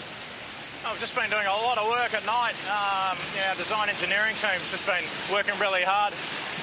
Obviously, our shore team is getting absolutely flogged every single night making these changes, but man, they're rewarded. I mean, the boat is just getting faster and faster, and yeah, the boys are you know, really starting to believe now, and there's a lot of good energy on board, and we're going to try and use that for the next race. Jimmy, your message to those folks who, when it was New Zealand 8 and USA 1, and you were selling the we're going to get the comeback in, what will be your message now that it's 8-7? We're not going to stop. We're going to keep going the whole way to the end. We really want this. You can just sense it on board, the team around us, and we're going to fight the whole way to the end. Jimmy, thanks for your time. Best of luck in race number 2. Jimmy Spithill, the helmsman for Oracle Team USA, the defenders of the America's Cup right now, and they've got one more race on board today as we go over to Emirates Team New Zealand and Dean Barker. Dean, thanks for your time. I know you're busy. It looked like that race was all decided at the start, because after that, you guys were dead even. Oh, I know, it was just an absolute shocker. You know, we're trying to make a bit of a play, just try and mix it up a bit. But just got ourselves in a really, really bad spot, and yeah, just bad option. Hey, Dean, so going back to that start again, I don't mean to keep pounding on this, but when do you know? Like, at what point during that start did you think, uh-oh, this is not going to turn out well? Oh, we had to try and drag it off the ley line, and yeah, we just tried to sort of squash them down below it. And the problem for us is that we were just way too early, just killing too much time. So, yeah, 40 seconds before the start, we knew we had a bit on. You know, Dean, we're watching the boats very carefully, and it looks to me like you're going pretty darn fast, and at least as easy as the other boats. So that must give you some encouragement. Well, you know, I think considering the amount we gave up at the start to be as close as we were at the finish, I think yeah, gives us a lot of confidence. So, yeah, boat's going well. Just need to get off the start line. Dean, the message to the crew, and would there be a scenario in which you would play your provisional card and wave off the second race day and regroup? Oh, no, look, we're out here to race, and if the conditions are suitable, then we're into it. All right, Dean, we appreciate your time. As always, best of luck to you and the crew in the second race. Okay, thanks. Cheers. New Zealand will have port entry, and Ken, is that an advantage with this flood tide? Absolutely an advantage with the flood tide. It's smooth water. New Zealand knows they're plenty quick in smooth water. They're great at boat handling. They have port end start. They need to be boosting each other. They need to be reminding each other of all these factors right now. Guys, we got to wipe out the last 6 days, clean our brains completely of what has happened over the last 6 days, and look ahead, and we have several things in our favor right now. It is an abrasive fact, but the Kiwis have not been able to get a good start over the last 5 days. And that man, Dean Barker, knows exactly what he's doing. He just has to be able to put his boat in the right spot because, Ken, as you pointed out, they are fast enough. They are as fast, if not faster in some legs, as the Americans. Let's see when they turn back for the starting line. I think that's always, it shows a sign of being jumpy or not. If you turn back a little early, that means you're jumpy. That means you're a little nervous. If you wait a little late and stay patient, let's see if that works out to their advantage. They got great coaching, great program. They're talking all this stuff through. It's time for the afterguard just to deliver. So either the comeback will be complete here in race number 18, or the Kiwis will win the America's Cup as we check in on the water with 3:40 to go and Gary Jobson. You know, I'm putting myself aboard the boat. Emirates Team New Zealand, having lost 6 starts in a row. Here's what they got to do. Simply go out and have fun. Not worry about the final result. Just the moment. They were so close to getting a good start, it was painful. He can do it. Dean Barker's won 6 of these starts over a week ago. He can do it again. But attitude's going to make a difference. Well, currently it's 9:11 in the morning in New Zealand on Wednesday, and I guarantee there are about 4.5 million folks there that are hoping and praying that Dean Barker can nail this start as we approach 3 minutes to go and the Kiwis on port entry. Todd, there is something to be said about pressure, and pressure not only from yourself, but pressure. He knows that there's 4.5 million people on pins and needles back there. I'm sure they do a little bit of reading. They probably try not to do a lot of reading of what's going on at home, but they know exactly what's going on at home, and that has to weigh on you. Just briefly, looking at the starting line here, the flood's a little bit less, about 1 knot. And looking at the angle of the line, the leeward end looks a little closer to the turning mark. So look for him to fight for the leeward end. Got us on time now. Here we go, full pace. And by the way, we're giving New Zealand a lot of airtime here right now. Oracle, it's pretty simple. Just keep doing what you're doing. There's not a whole lot to it. At 2:10, Emirates Team New Zealand has port entry, and it is on in race 18. Anywhere on the line. Stop it.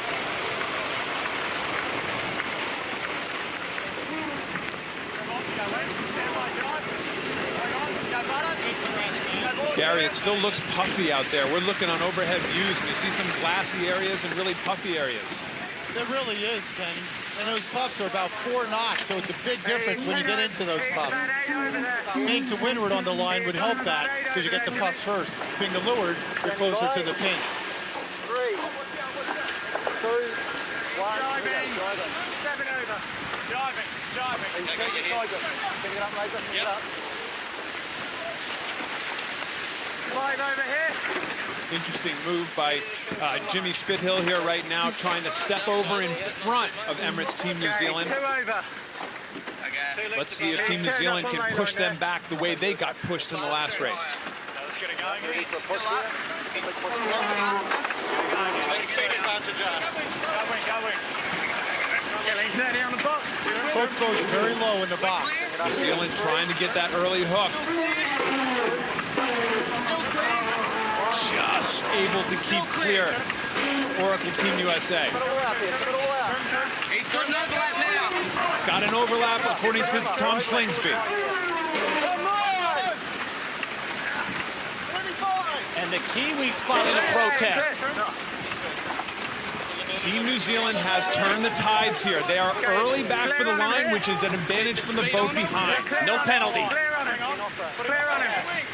And they no longer have the overlap with 20 seconds to go. Going at about 8 still. 7 maybe. Both boats only a length and a half from the line. They're going to kill 8 seconds. Time and distance if you're both boats.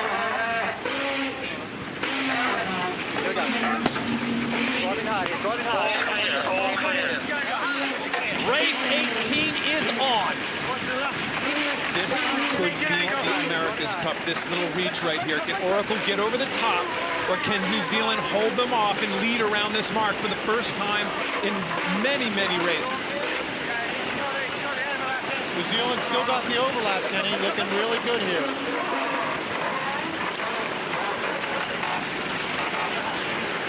And the Kiwis have the advantage. Emirates Team New Zealand gets the whole shot. They hold them off. Fantastic job. They will not turn down. They're going to do exactly what Oracle has done to them several times.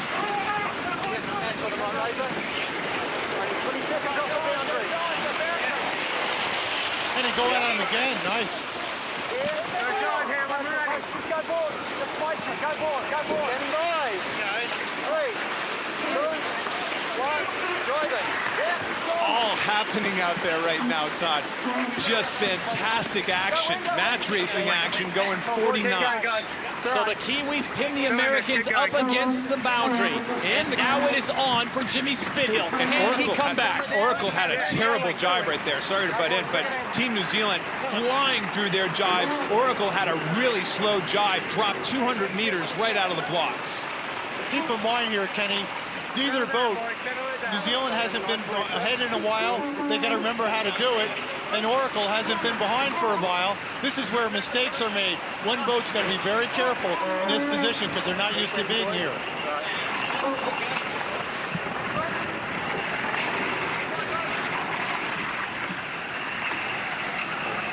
Normal numbers here. Just settle the boat down. He could probably get all the way in from there. We can't. That's okay. And I think we just go to sort of boundary. Yeah. Certainly don't hear any panic aboard the boat. This is okay, yeah. Right. Yeah. Still better along the city. I think it makes it harder for him if we go this way, yeah. 25 seconds. From Oracle Team USA, we jump over to Emirates Team New Zealand.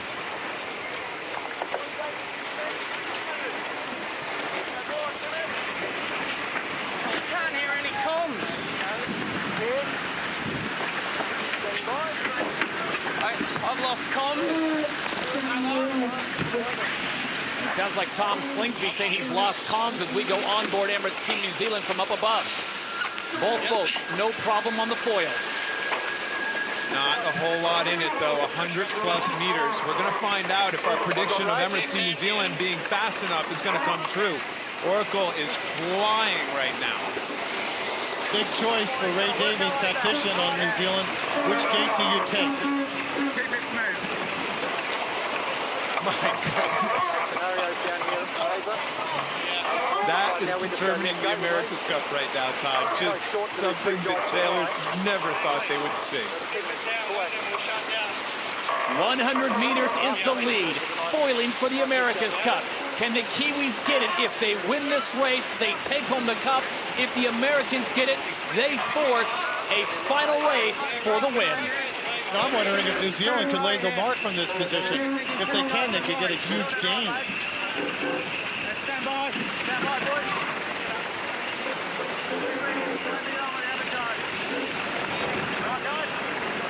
Two really quick ones. Yep. Go bottom, go board. The Americans the first to jibe. I think they determined that both boats will not lay. They're going to try to get this split at the bottom end if possible. Looks like New Zealand might just do one and in and give them the split, hand them the split. Is that a mistake? I'll tell you in about 5 minutes. How's that? My crystal ball is on the, like Tom Slingsby's comms, my crystal ball is on the fritz right now.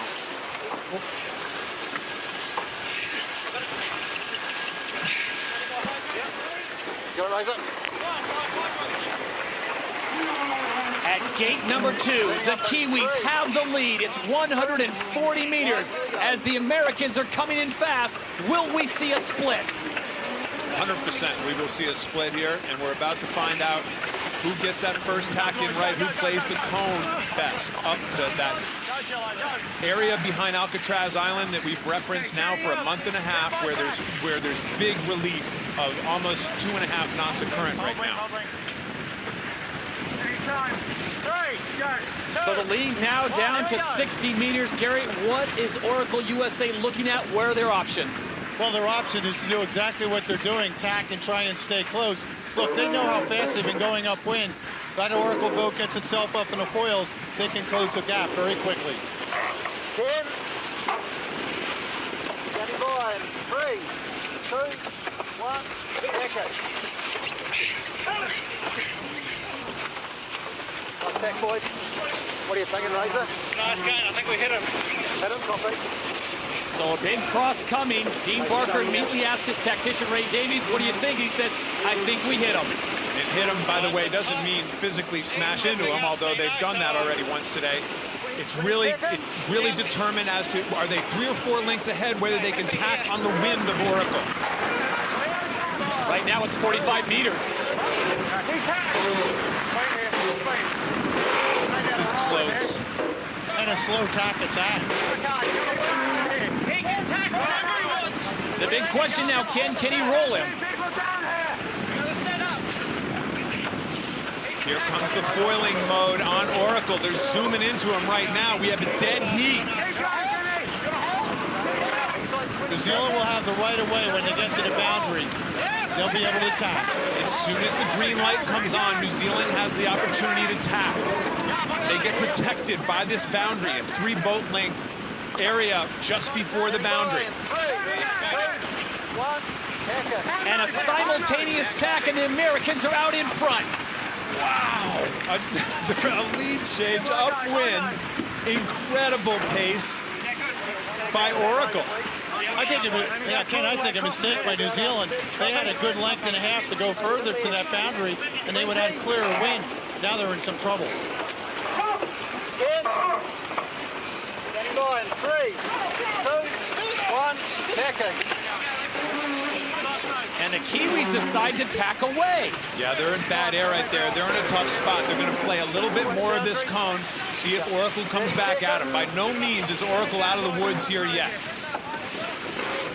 About 10 seconds. So New Zealand had the lead at Mark 1. They had the lead at Mark 2. They have relinquished it in Mark 3 of 5. Looks to me like Oracle's going to split all the way across for the city front right there. Team New Zealand's definitely in less current, but only for a moment. How are you not disheartened if you're Emirates Team New Zealand? You had the lead at Mark 1, you had the lead at Mark 2, and here on leg number 3, you find yourself trailing by 150 meters. What's shocking to me is how quickly it all happened. They were only going upwind for about 3 minutes, and Oracle came from almost 200 meters behind for the pass. Just, it's amazing to me how quickly that all turned around. And Ken, I'll ask both you and Gary, it looked like we were going to have ourselves a big cross at the last moment. New Zealand decided to throw an attack. Was that the smart move? Well, it's clearly going to be second-guessed all the way around the world. It just depends. They didn't ever really get up to speed once they made that covering tack. Everybody loves when you cover when you're ahead, but these catamarans, sometimes it's just a completely different story. 30 seconds to boundary. Second here, second. 20 seconds to boundary. And at the cross, the Americans have a lead of 120 meters, leg 3 of 5. A victory pushes this to a final race. If the Kiwis come back, the cup is theirs. Nice, guys. Any tacks? The battle continues on the water. Gary Jobson, if you're Emirates Team New Zealand and their skipper Dean Barker, what are you doing? Well, what you're going to be doing is sailing fast here. And we're seeing Oracle Team USA is right now a faster boat going upwind. But Dean Barker, don't give up. Sail by the numbers, listen to Ray Davies, look around, stay out of the current. That's what you got to do if you're behind.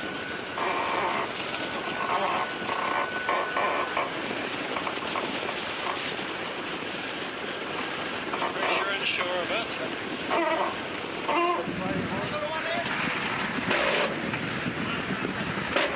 Hey, Jimmy, let's think about it here. Bye, boys. Keep it fast. Nice. Okay, 3, 2, 1, here we go.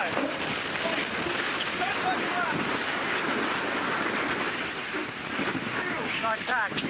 I'll lift nice A good tack by Oracle Team USA. The lead now 200 meters, but we need to go back on leg number 3. After they went around mark number 2, Ken, there was a potential for a cross.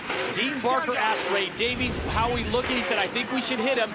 And at the last moment, they pulled off. But they didn't hit. That's exactly right. They didn't hit him, which means we're not talking physically hit him. We're talking about throw disturbed air onto Oracle. They tack well to leeward. Oracle just puts the hammer down right here. They start foiling right at him, put themselves right up into an overlap situation. And from then on, all of a sudden, hey, yes, New Zealand gets the boundary. They get the credit at the boundary. They get to tack. But Oracle's just sailing right by them right now. They're going several knots faster. They're fully foiling right by them at this stage. Just really well done by these guys. Knowing the modes of their boat, knowing how to put their boat in the right position at the right time. I don't know if Emirates Team New Zealand could have tacked directly in front of Oracle and actually held them off. That we will probably never know. Emirates Team New Zealand was the first team to really perfect upwind foiling. So in a sense, Oracle Team USA just gave them a taste of Kiwi. Good riding here. I think the mistake that was made there is Ray Davies should have either kept going or tacked about a length later, so they were on top of their wind. They left the door open for Oracle to get good wind, and that's how they got ahead. Yeah, for sure. But Gary, we've seen before, if you're too close in that spot, Oracle puts the bow down, it actually goes underneath you, and if they get a hook, then you're really done. So you can make a case for all of us. The hindsight patrol is going to be out in a big way at this stage. It's a tough spot. That's like that awkward lead that they had. Well, certainly the faster boat always seems to pass, doesn't it? This is leg 3 of 5, race number 18 on day 15 of one of the most incredible races ever, the 34th America's Cup, living up to its billing as the Americans have almost completed the comeback. I think sailors around the world are staring at their TVs all with completely aghast right now. Sailors and non-sailors. I'm getting texts from non-sailors all over the place. Like, why didn't you tell me your sport was so cool?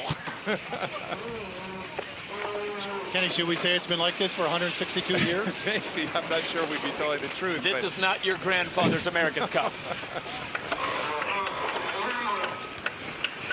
1983 was pretty exciting when it was tied up 3-3. 322 meters, and this has all taken place on leg number 3. To recap, Emirates Team New Zealand got the start, they got the lead. At mark number 1, they continued to extend that lead to over 150 meters. At mark number 2, they had the lead, and then the Americans discovered upwind foiling and threw it right back at Emirates.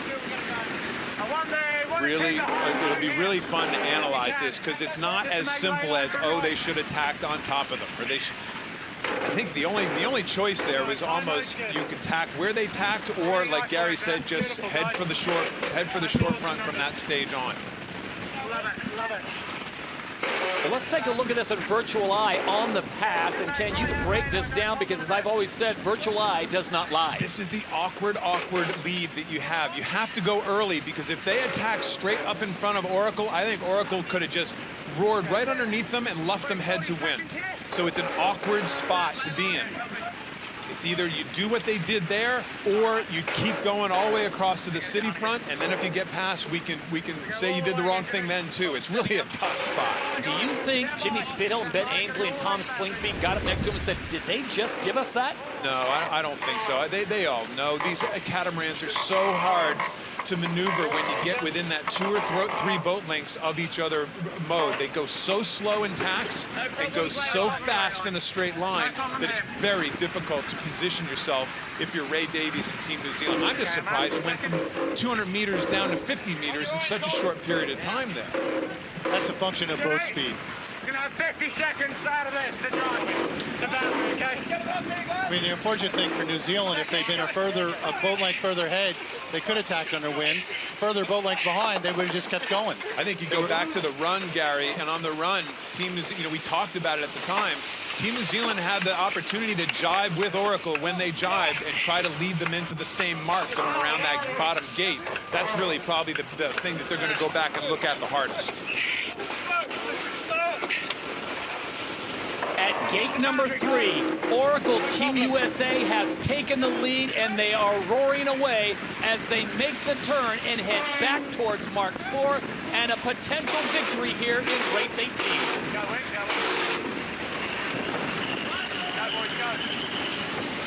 The Americans trailed the Kiwis by 7 seconds at mark number 2, and now they have turned the tides on Emirates Team New Zealand. 35 seconds. Nice and smooth, no problem at all. 30 seconds. He has to come to our mark. No problem. Okay, Jimmy is set up here. And Gary, to make matters worse, Emirates Team New Zealand has to throw in another tack. Yeah, they're dropping back. We're right alongside Oracle Team USA going through their jibe right now. It's so perfect. Staying up on the foils as they make that maneuver. New Zealand not foiling at all. The Kiwis finally reach gate number 3, and the clock continues to march down as they make the turn, and they now are on leg number 4 of 5, and their delta 57 seconds behind the defenders. This is just astounding. We have never seen anything like this.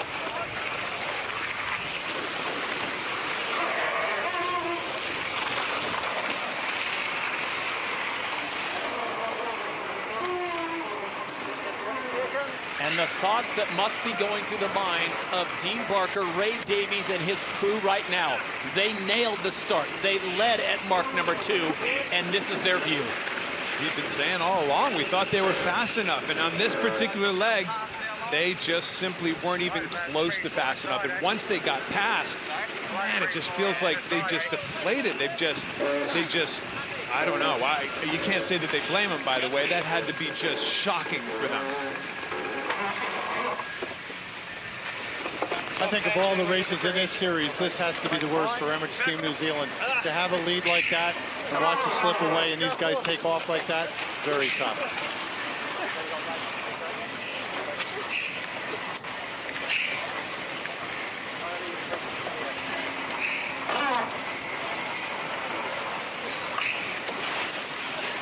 With a lead of over 1,000 meters, Oracle Team USA are making their way to a victory here in race number 18. And for Emirates Team New Zealand, battered and bruised. As you go back to the prior race when there was contact made, their boat suffered a little bit of damage, but this is got to be bruising to the egos, as Dean Barker had the lead at the start. He had the lead at mark number 2, and now as they are on leg 4 of 5, they are more than 1,000 meters behind the Americans. An astounding turn of events that I don't think, well, I guess we should have predicted it at this stage, you know? Everything else in this series has been unpredictable, so this is predictably unpredictable, I guess, in a way. I think even these guys are shaking their heads going, you gotta be kidding. What's interesting about these guys, when they were behind, there was no panic on board that boat. Happy would be the understatement of the day for Oracle Team USA.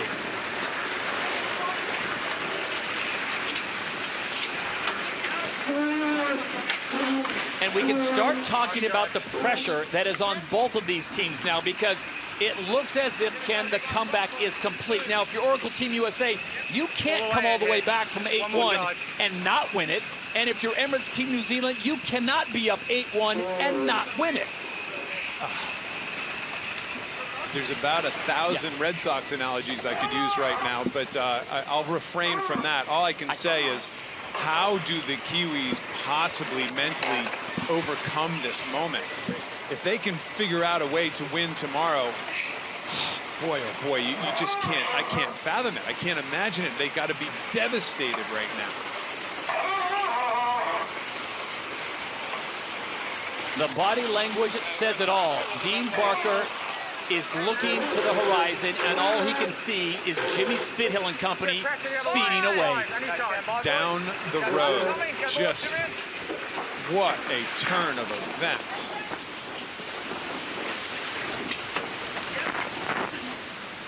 Really good pressure, guys. Nice lay line, Tom.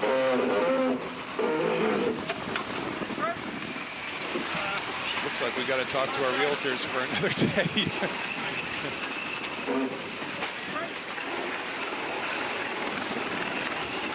There is the current situation here in San Francisco at the 34th America's Cup.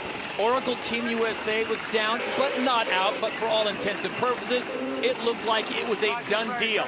And over the next 5 days, Jimmy Spithill has absolutely willed his team on, and they have knocked down win after win, and they have won 2 today if this stands up.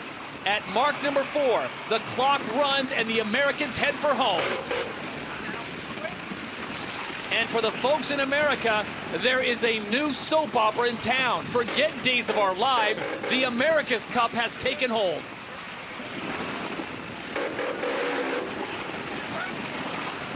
This is not, I think one of the pundits earlier in this program said, this is not a simple sailing event anymore. This is an international sporting event like we may never have seen. 8-1.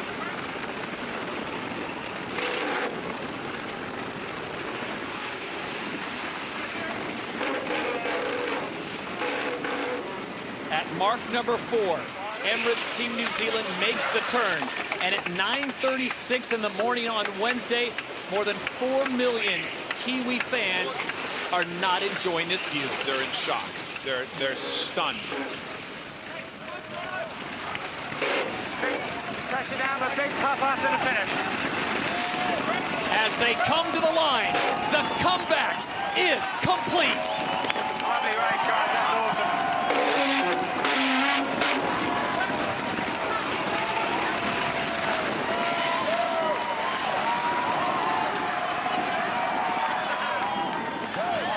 We are all even at 8 with one race to determine the 34th America's Cup. It will be winner take all. Awesome effort, boys.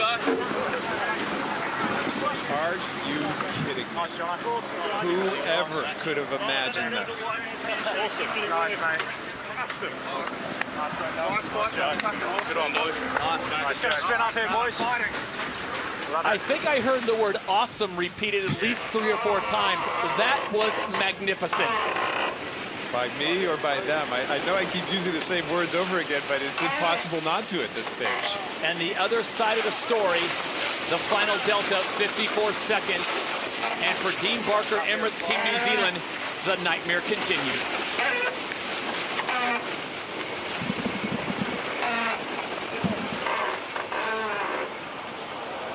What do you do? You change your plane for today, and you stay tomorrow, and you watch this play out. I'm not talking about me specifically. I'm talking about Emirates Team New Zealand at this stage. These are some of the toughest guys you'll ever meet on the planet, and they've just watched this thing unravel before their very eyes. What do? What haven't you pulled out at this stage? How do you mentally, you have to mentally regroup for something that was just unfathomable? Well, it makes the speeches to your team very simple. We win, we get the cup. We lose, it's over.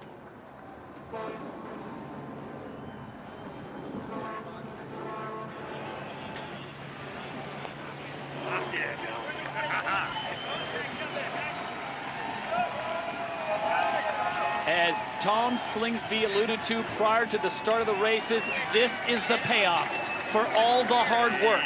They have come even with the Kiwis. Both boats now on match point for the 34th America's Cup. I think that's emotional just a little bit for those guys. I mean, in front of your hometown fans, the flags waving, the comeback, the most unpredictable comeback in our sports history, possibly, right before your very eyes. Good for them.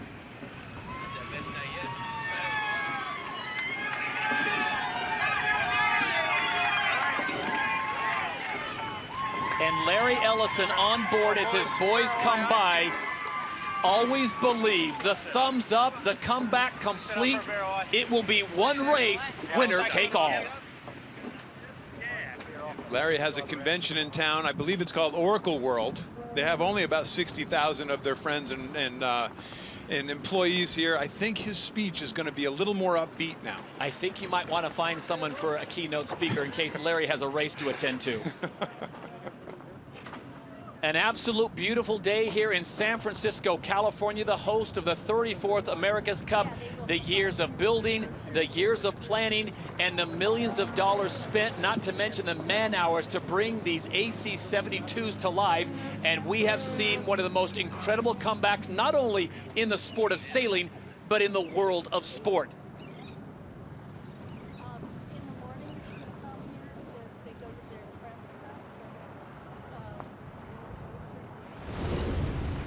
And here it was as Oracle Team USA came across the line, the comeback complete. They have squared and gone even with Emirates Team New Zealand.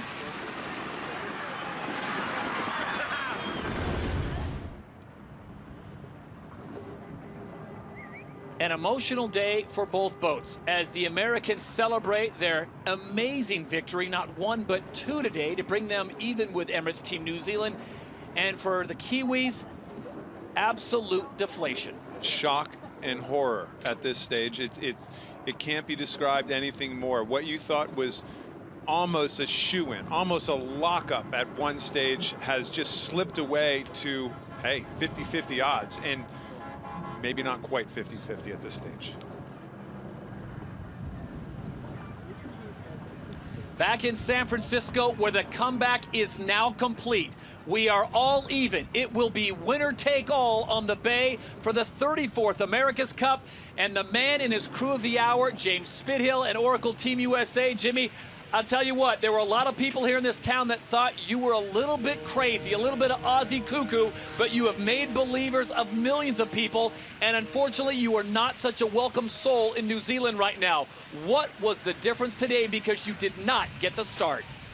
Mate, it was all on the team. I mean, this team, it just doesn't matter. I've been telling you guys all along, doesn't matter how steep the challenge. In the second race there, we got behind.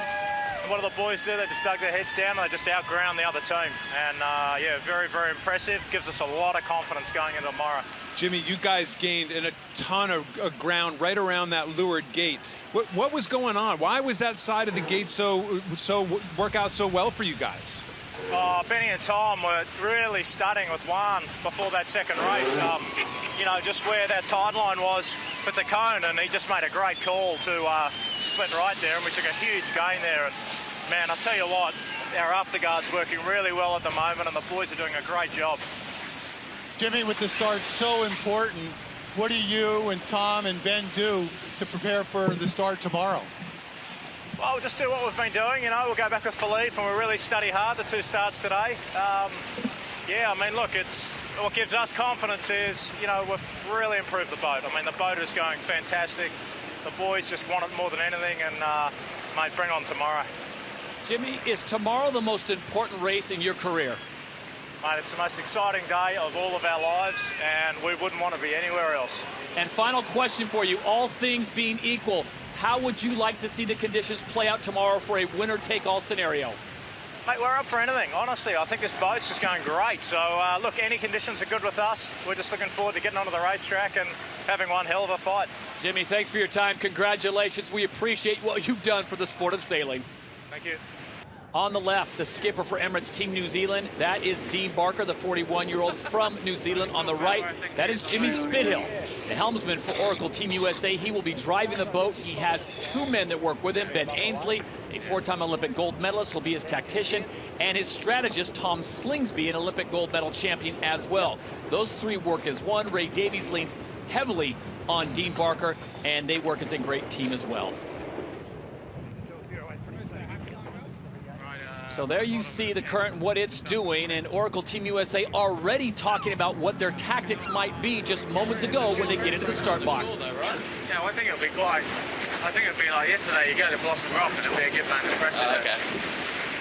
We're not going to just back off to the shoreline and let it go all the way. Yeah. I'm just saying, like, we don't want to let them cross over and let them get on this side of us, do we? No. But I mean, if he's gone that gate. Yeah. Then surely we just build into nice pressure attack and... Yeah, build a bit, yeah, I'm just saying we're not rolling straight away and then... Okay, boys, no, we don't bear away, okay? Oh, hang on, we'll get one off first, then. What's that?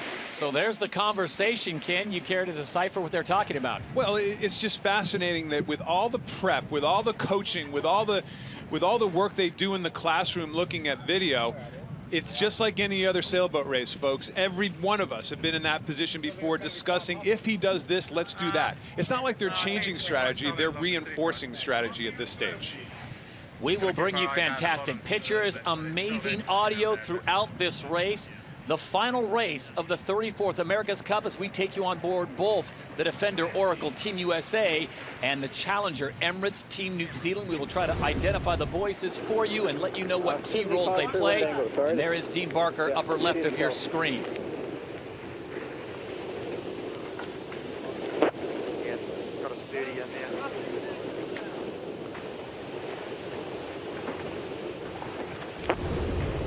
So the big key today is Oracle Team USA has starboard entry and Emirates Team New Zealand has port entry as we check in on the water with Gary Jobson. Gary, is that port entry going to be as big as it has been in the last few days? I think New Zealand's very lucky to have the port entry today. And with this flood tide, you normally want to stay right at the windward end of the line and get the puffs worse than use the current.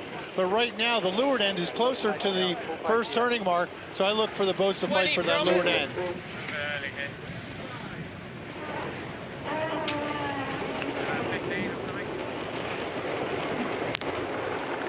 So at 2:10, the key was off right of way to get into the start box, and the Americans will follow.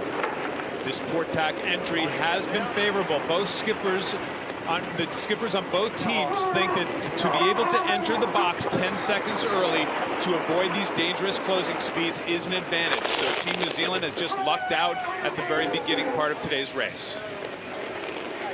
Drive, guys, go in. Go button, Tommy. Go board, Simeon.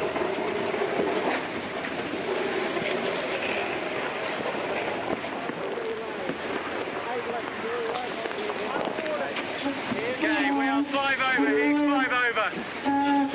4 over. Here's where the tactician will start to feed information to the helmsman, but the helmsman, listen, don't be shocked to know that the helmsman is totally in control here, using their instincts, setting up to not only get to the line on time, but to try to get themselves in between the other boat and the first mark. Coming up on the way.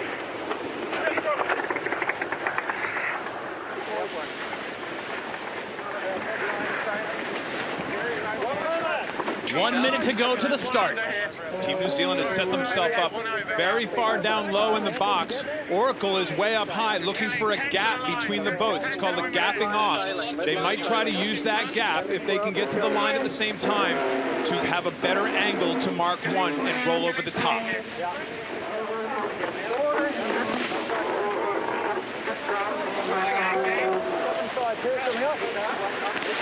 35 seconds. Jimmy Spithill shows like he's going to go for the hook and then pulls it off. Again, trying to keep a little bit of a gap here at this stage. He's hooked to weather of Team New Zealand. He has to try to just get better time and distance and roll over the top. That's their only chance at this stage. Team New Zealand's down low on this line, though. This is a dangerous spot for Emirates Team New Zealand right now. Let's go.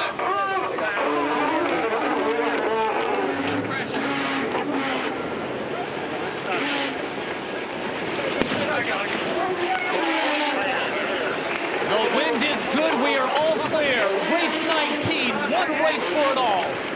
Such a critical moment in this race.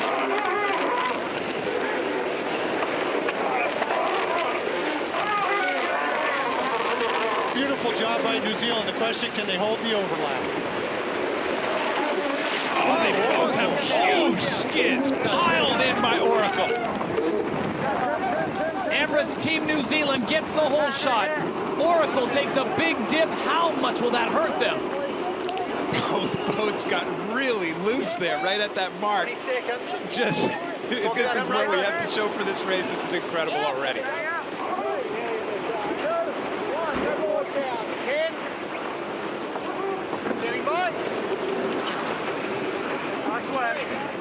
Nice recovery.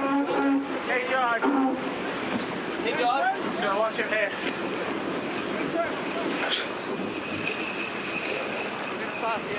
So Oracle up on their foils. You heard Ben Ainsley, the tactician, say nice recovery. The Kiwis just off to their right.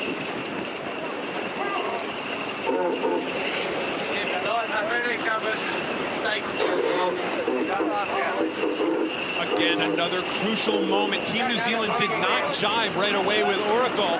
Therefore, it's a drag race. Oracle is not in a bad position. The faster boat could roll the other boat right now. Oracle is inching away at that lead.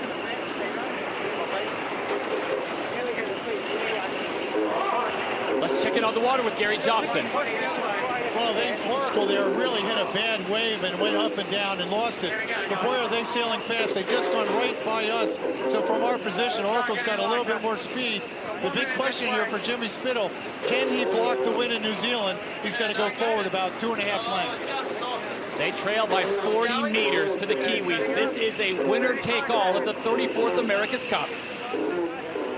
Your call, mate.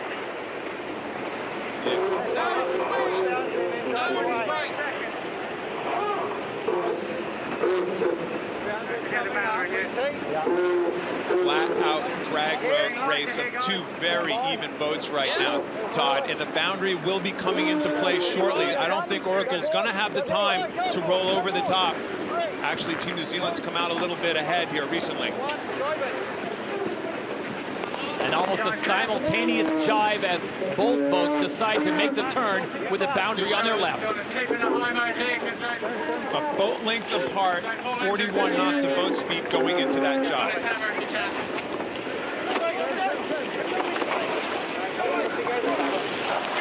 You might think being ahead is better, but really, when you're behind, you put a lot of pressure and make the leading boat nervous. These are sights and sounds that nobody in sailing ever dreamt we would see. This is just a new sport that we are witnessing here in the 34th America's Cup. They are traveling about 40 knots, which is 46 miles an hour downwind here on leg number 2 of 5. Ken, this is going to be a very fast race with the winds blowing around 18 to 19 knots. 20. They'll be on board right now. He's setting up. Yeah, 35 seconds.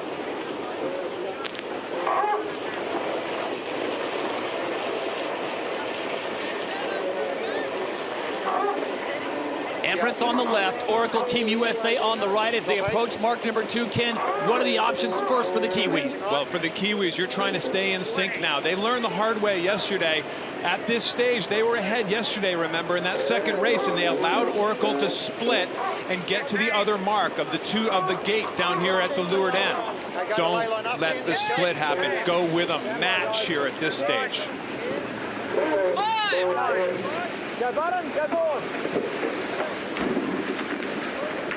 Tom Slingsby calling out the times. They go almost to the lay line, and it remains about a 65-meter lead for the Kiwis on the left of your screen. Kiwis have done a great job of staying in sequence with these guys the whole way down and holding a really, really small lead right to the gate. I think Oracle's going to go for a split here. At gate number 2, the Kiwis will head farther offshore, and the Americans will split the course yet again. Setting up. 20. Man, is this setting up exactly like the second race yesterday. Team New Zealand will come out of the right-hand side, and they're going to start using that cone to their advantage. Let's see what Oracle does at this stage. And at this point on the race course, the Americans have taken the lead by 20 meters. But they're down one tack, so still a lot to play for here. Watch him.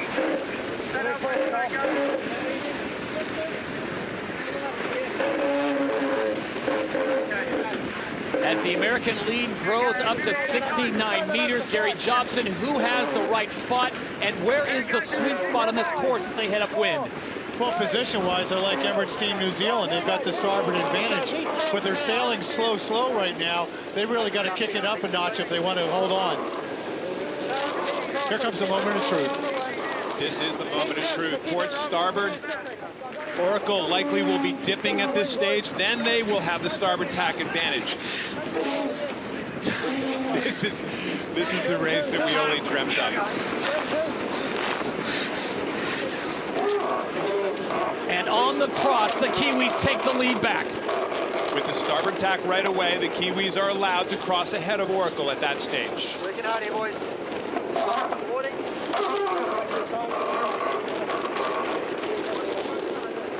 Oracle's heading for less current. New Zealand's heading for more. 20. 10. Standing by. 3, 2, 1. Tacking. And as the Kiwis tack on the far left side of the course, the Americans stay on course with good speed, and this will close the gap substantially. Todd, remember, this is where Oracle turned on the afterburners yesterday. It was speed that we have never seen out of an AC-72 upwind. Let's see if they have it in them again today. Going for us here. Another moment of truth. Starboard tack advantage now to Oracle as the cross comes yet again. They are almost dead even on the water as we go on board Oracle Team USA. Okay, going straight. Going straight. Focus here, go straight. Big cross with the Americans having the right of way, and they will make the cross. I don't even think Team New Zealand had to duck at that stage. That means that's about a 3-boat length gain over the last minute and a half. That's a big number, Todd. That's a big jump for Oracle. Well, we're going to learn a lot about boat speed here. If New Zealand can gain to the right, we know the speeds are even. If USA continues to gain, they're a lot faster boat. Leg 3 of 5 approaching the halfway point of this race, and this one is for all the marbles. The 34th America's Cup will go to the winner of this race. Crossing if he tacks. Yeah. He tacks. He tacks. That's the voice of Tom Slingsby, strategist on Oracle. He says they're crossing if he tacks. This is yet another huge moment.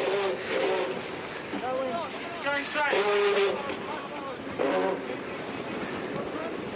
Wow. not just across, another couple boat lengths for Oracle. Todd, this is looking awfully familiar. The question is, what are the Americans doing right, Ken, and what are the Kiwis doing wrong? Boat speed, boat speed, boat speed. A tactician's best friend. Good pressure coming now. Dig into this one a little. Yeah, copy. That'll be good right second. Don't be afraid to be a little faster, I think, guys. Okay. Set up here. Gary, as we take a look overhead at Emirates Team New Zealand, what is their strategy now with less than a race to go? Well, if you're going slower than Oracle right now, if you're New Zealand, you got to keep the other boat tacking and maneuver and try and have them make a mistake. If your speed's even, you go straight. You're slower, make a maneuver. Those arrows indicating the flood tide, the current coming in from the Pacific into the San Francisco Bay. Emirates right now holding at 25 knots, 28.8 miles an hour. Right, this is it, work your asses off. Going straight. As commentated by Mr. Ben Ainsley. I can find this way, huh? Yeah. And continue. God, these guys are smoking upwind right now. They're foiling almost all the time, something that we rarely saw at the beginning of this event. Every single race, they've been out of the water foiling more and more upwind. They're using it to their advantage.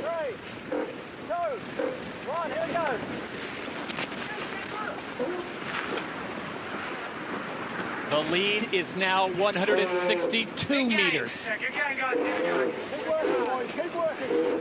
All the way, work all the way. Right tack. Second, go! Go, boys, go! Go, guys, come on! Todd, the wind continues to build here, but not over the limit. They get around the top mark. There is no wind limit after that point. It just peaked moments ago at 20.7 knots. Our wind limit on the day is 24.4. So as Gary Jobson was pointing out, if they get around mark number 3, the wind limit is waved off. And right now, Ken, that's got to be advantage Oracle Team USA. Todd, these guys are down the road. Gary, it's windy out there, though, isn't it? Is it getting windier? It is getting a little windier, particularly at the top end of the course.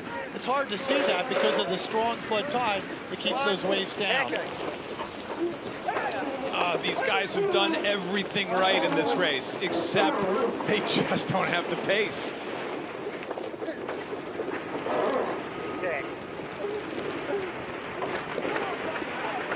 Oh, nice move by Oracle to cover and push them back. Well done there.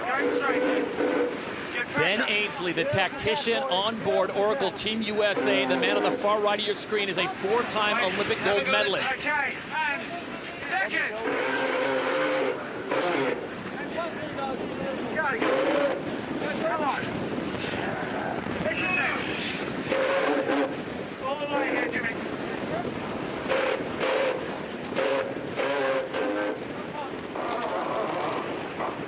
And with every meter sailed, you've got to imagine the pressure that is being applied on board Emirates Team New Zealand. 1 week ago, they had a lead of 8-1.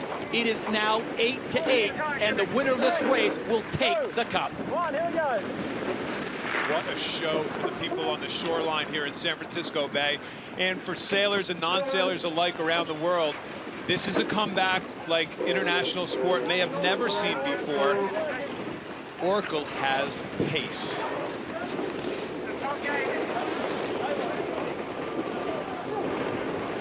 Folks, this is a complete role reversal of what we saw 7-8 days ago. It was the Kiwis putting it to the Americans. They could catch them whenever and wherever they wanted on the course, and now the roles reversed as you see the lead 260 meters to the Americans. Look at the boat speeds there. So it was almost 30 knots for Oracle and 25-26 for Emirates Team New Zealand. Give the design team a lot of credit, the shore team, an incredible amount of credit for sticking with these guys and giving them a faster boat at this stage. Got to go another 25 seconds this way. Never right-handed then. Yeah.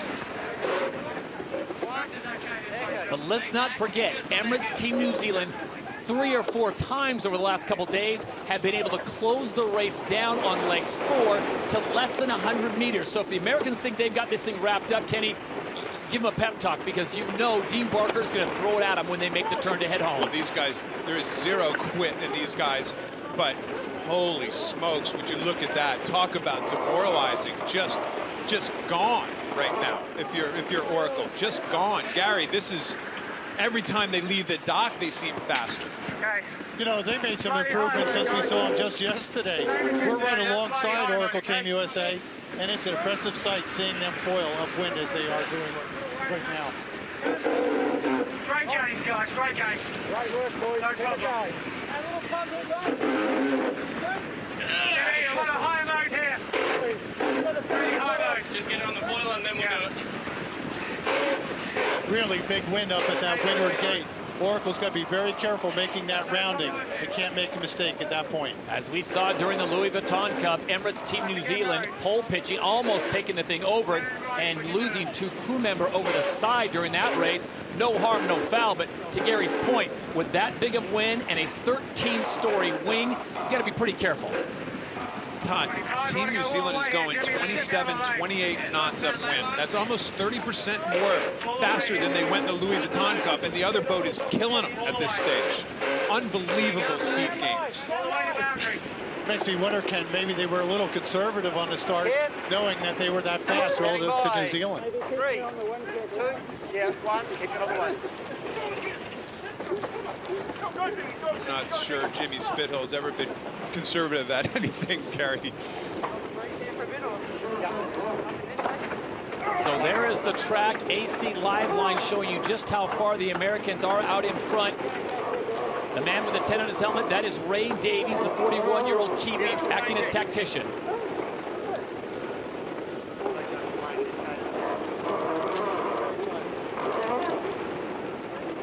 Well, it's miracle time for Emirates Team New Zealand. This is, like Gary said, they have to darn near flip this boat over at this stage. It's such a big lead.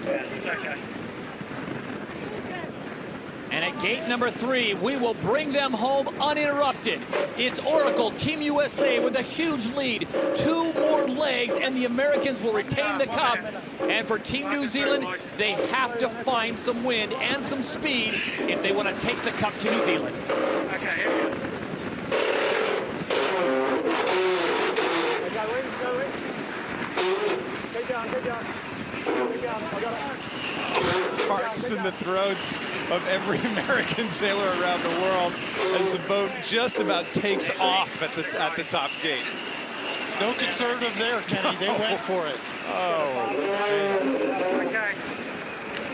Happy there. Gate number 3, the Kiwis decide to split the course. They're looking for something, anything, to get them back in touch with Oracle Team USA. They make the turn at gate number 3, and they're delta 26 seconds behind the defenders.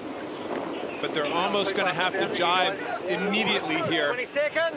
The boundary and the wind direction is working to their disadvantage. They're going to have to jibe very quickly. Traveling at 34 knots are the Kiwis. That's nearly 40 miles an hour, but the lead is almost 500 meters, and the Kiwis way over on the boundary. Wow, that was very close to the boundary, but at this stage of the game, nothing to lose. Get out of bad drive. Really good pressure from here. Well, Gary, all kinds of records will be talked about when this one is done, whichever way it goes, and this is certainly one for the books.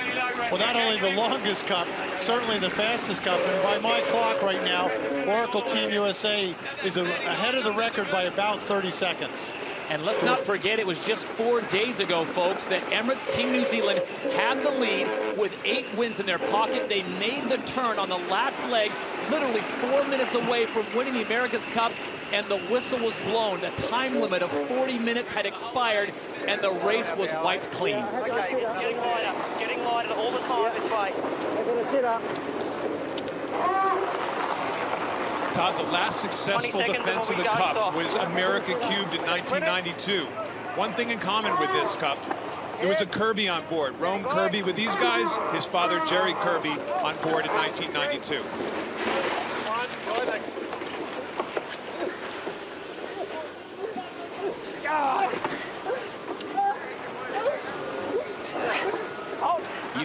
about the speed of the Kiwis. They certainly had it when they won the Louis Vuitton Cup just about 3 weeks ago, and they had it at the start of the 34th America's Cup.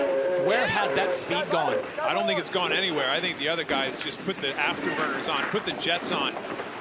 A lot of time and effort has gone into designing the technology that creates these boats. Vertical learning curves have been talked about all the time. They get better every day. Oracle has just happened to get better faster. A little bit lighter, then we'll build again. It's softer on the other side, though. Makes me wonder if we'll ever see these boats again.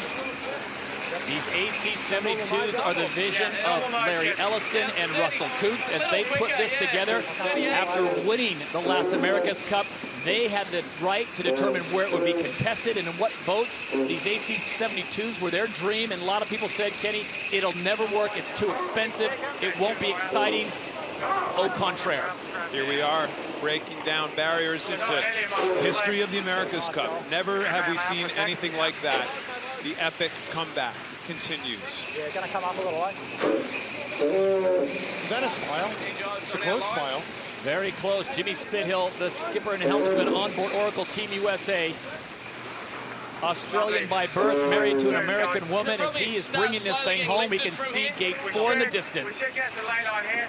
Just got to watch the pressure on the backside of Alcatraz.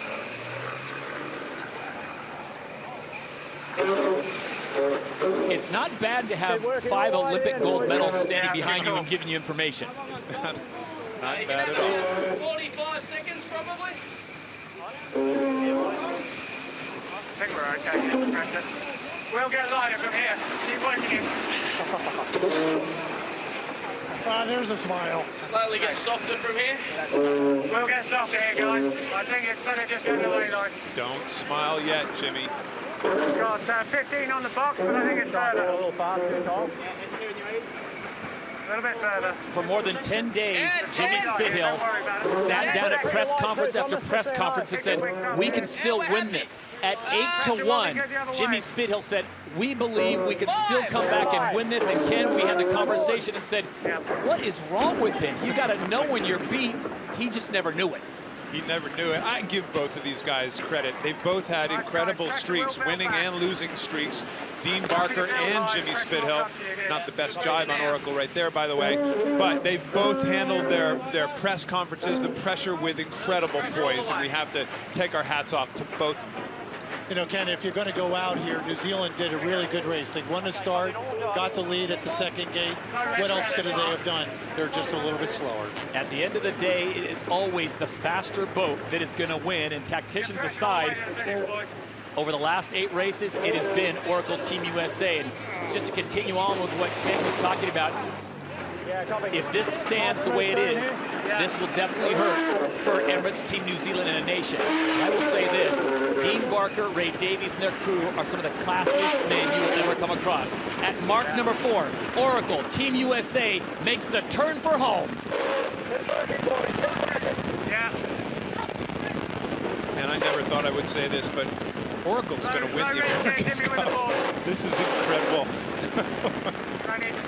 So what was dubbed as a race for redemption for Dean Barker and Emirates Team New Zealand looked like it was on course as they led a week ago. 8 wins to 1. They were sitting on match point. One more victory and the cup was being shipped off to Auckland, New Zealand. And here we are a week later, all even at 8. And it is Oracle Team USA that is just moments away from keeping the cup.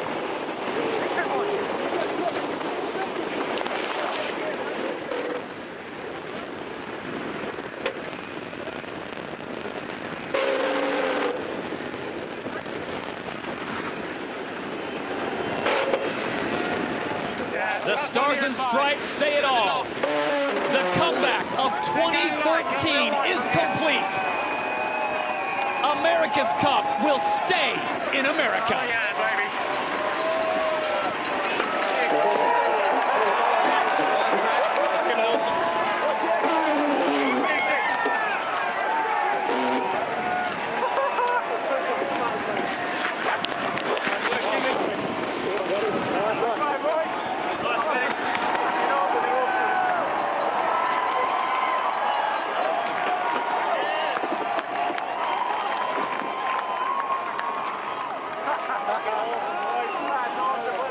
And as the celebration commences on the shores here in San Francisco for the home team, Emirates Team New Zealand comes across the line with 8 wins, 1 short for more than a week. Their final delta in excess of 43 seconds.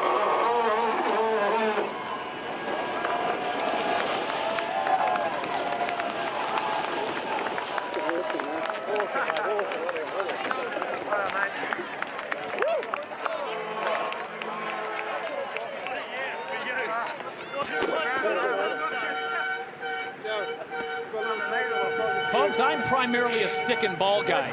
I am now a sailing convert.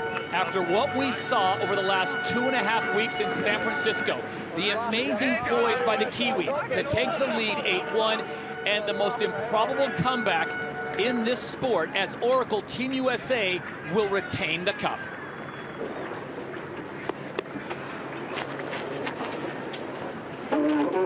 How's that?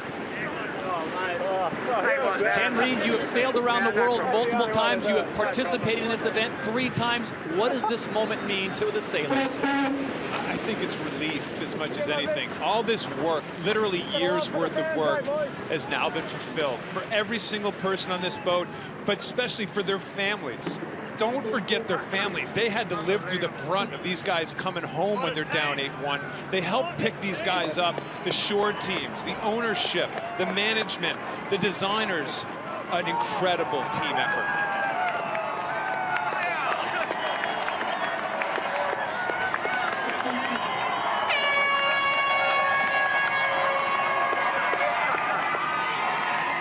A flyby like no other. A defense for the record books. America's Cup will stay with Oracle Team USA. Gary Jobson, you have won this event as a tactician. What does this mean to be a part of a winning program and do it in this fashion? You know, when you win the America's Cup, it's almost like relief.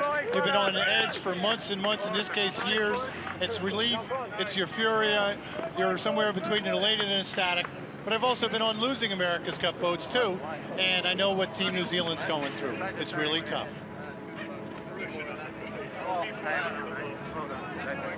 This has been Larry Ellison's dream for years. He pushed the limits of technology, said we can do it in San Francisco, we can foil AC-72s. They came out and said, you are absolutely out of your tree, and here we are. His squad was down 8-1, and a week later, they are enjoying the Mum Napa moment on the Pacific.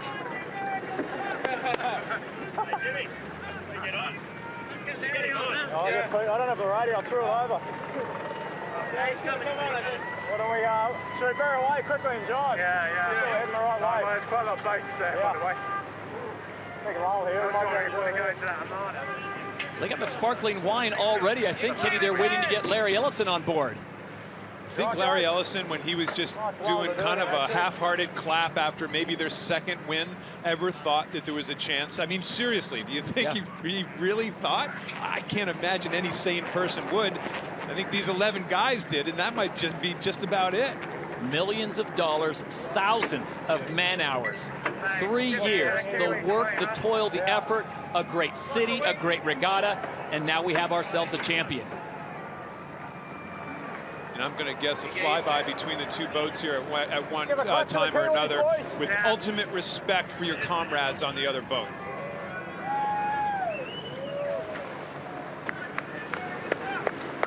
There you go. It does not take away the sting at all, but some of the classiest athletes you will ever meet are on board Emirates Team New Zealand.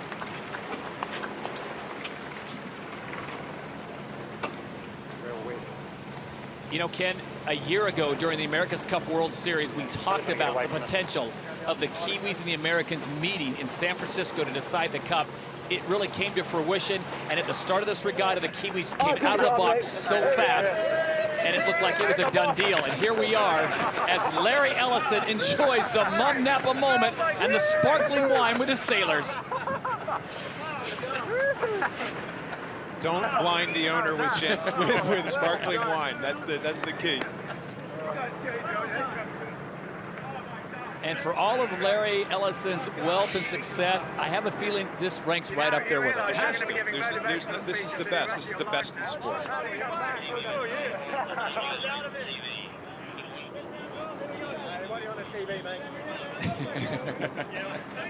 you go, Gov. There you go, Gov.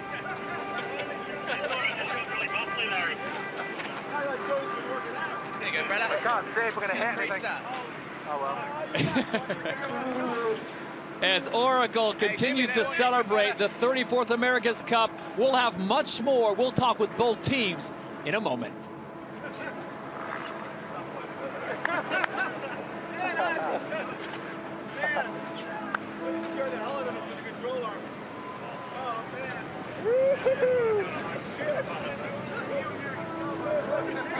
Kenny, I can't even imagine, you know, all the work, all the delays, the postponements, the weather conditions, the wind in the wrong direction, too much fog, not enough wind, and to get to this point on just an absolutely picture-perfect day. Today, San Francisco is just showing off. Well, sailors around the world can totally relate to the fact that we have to deal with weather always.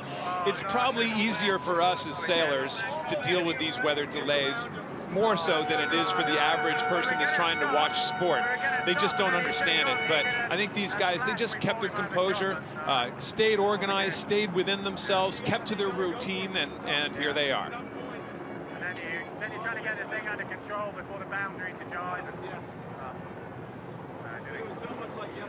The scene at America's Cup Park as fans celebrate and some commiserate. But one thing is certain, the 34th America's Cup will stay with Oracle Team USA.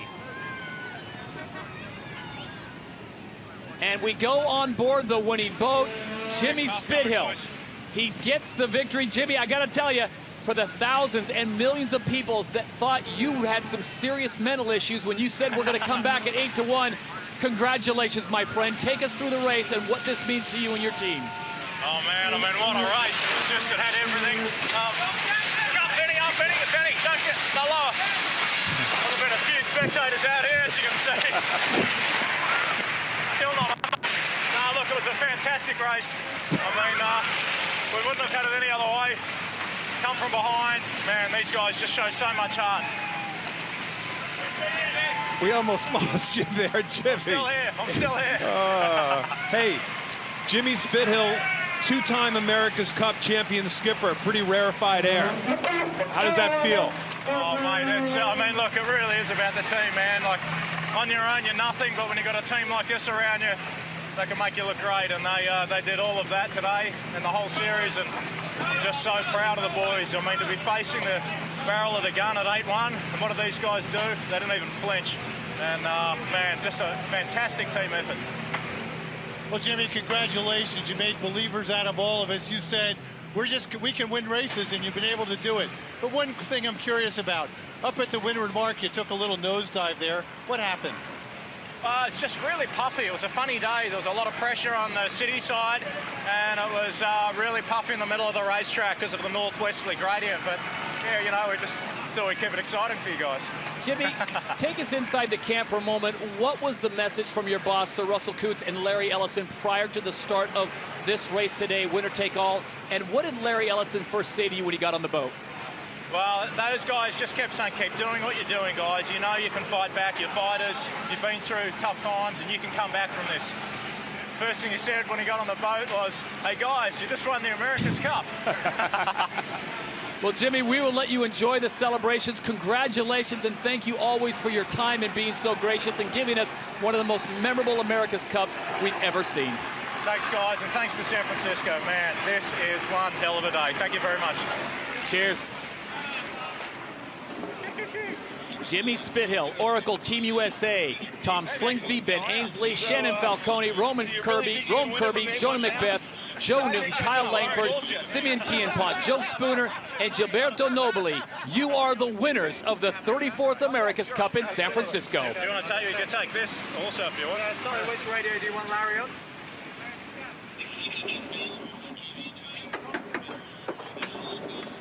Good little boat. Started off a bit shaky, but she came good.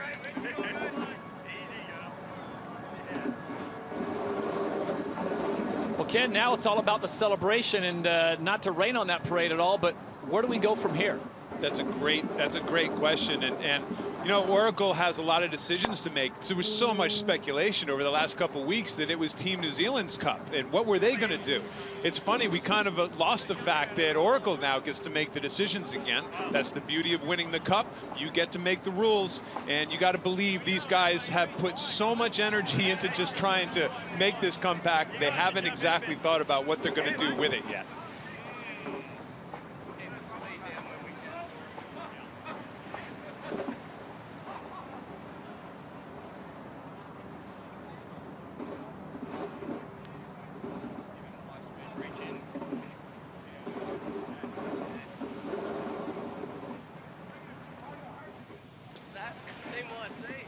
And there is the scene on board Emirates Team New Zealand. Frustration, devastation.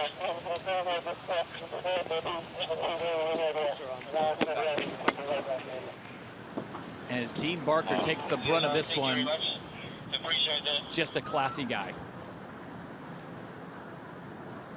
You just can't, none of us can imagine what it's like to be inside of that group right there. And they're going to have the 11 guys on that boat are only going to have each other to fall back on, and their families, of course, for a long time now to get over this one. I mentioned the Kiwi sailors, Dean Barker, of course, the helmsman and skipper, Ray Davies, the tactician, Glenn Ashby, Chris Ward, Rob Waddell, Derek Sayward, James Dagg, Grant Dalton, Chris McCasey, Jeremy Lomas, and Adam Bieshel, who did a fantastic job in winning the Louis Vuitton Cup, which was the Challenger Series, and came out firing early on at the America's Cup, going out to an 8-1 lead. But you got the sense that as the victories kept coming for the Americans, the pressure kept building, and it wasn't until a day or two ago that we really saw it on the face of Dean Barker when he put his hands over his face, and he just looked like he was deflated, had no answers.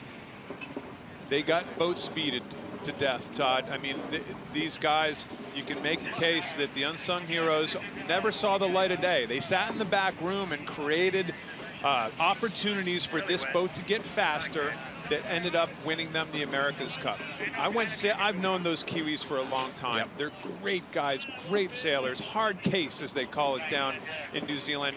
But this is devastating. There's nothing you can really say at this stage to make any of those guys feel any better.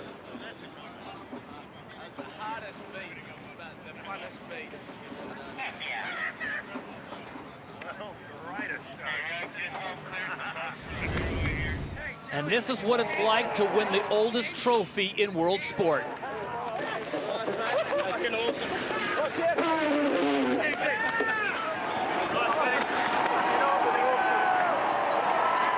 It felt like a Saturday or Sunday here. The fans continue to pour into America's Cup Park, and what a win as number 17, the Batmobile, makes the impossible come true. And you've heard all these guys say thank you. You've heard a lot of them say, thank you, boat. I love you, little boat. The boat is the 12th crew member. It always is. As a sailor, a superstition a long way back, and I do it every time I leave a boat. I say, thank you, boat. Thank you. Because it got you back safely, first of all. And secondly, in this particular situation, it got you back pretty successfully as well. Larry Ellison coming aboard his Vision Oracle Team USA and their AC-72 as they continue to enjoy the Mum Napa moment, and that'll be a picture that'll be on a lot of mantles for a long time to come. Hey, Jimmy, they want you for a photo. I think the most harrowing part of we've seen so far was Oracle Team USA trying to make the escape. They were surrounded by fans and spectators, and Ben had to do a little bear away there and almost lost Jimmy. Either that or Ben finally got the wheel and he said, hey, here's my opportunity. I got to fresh this guy off the back of the boat.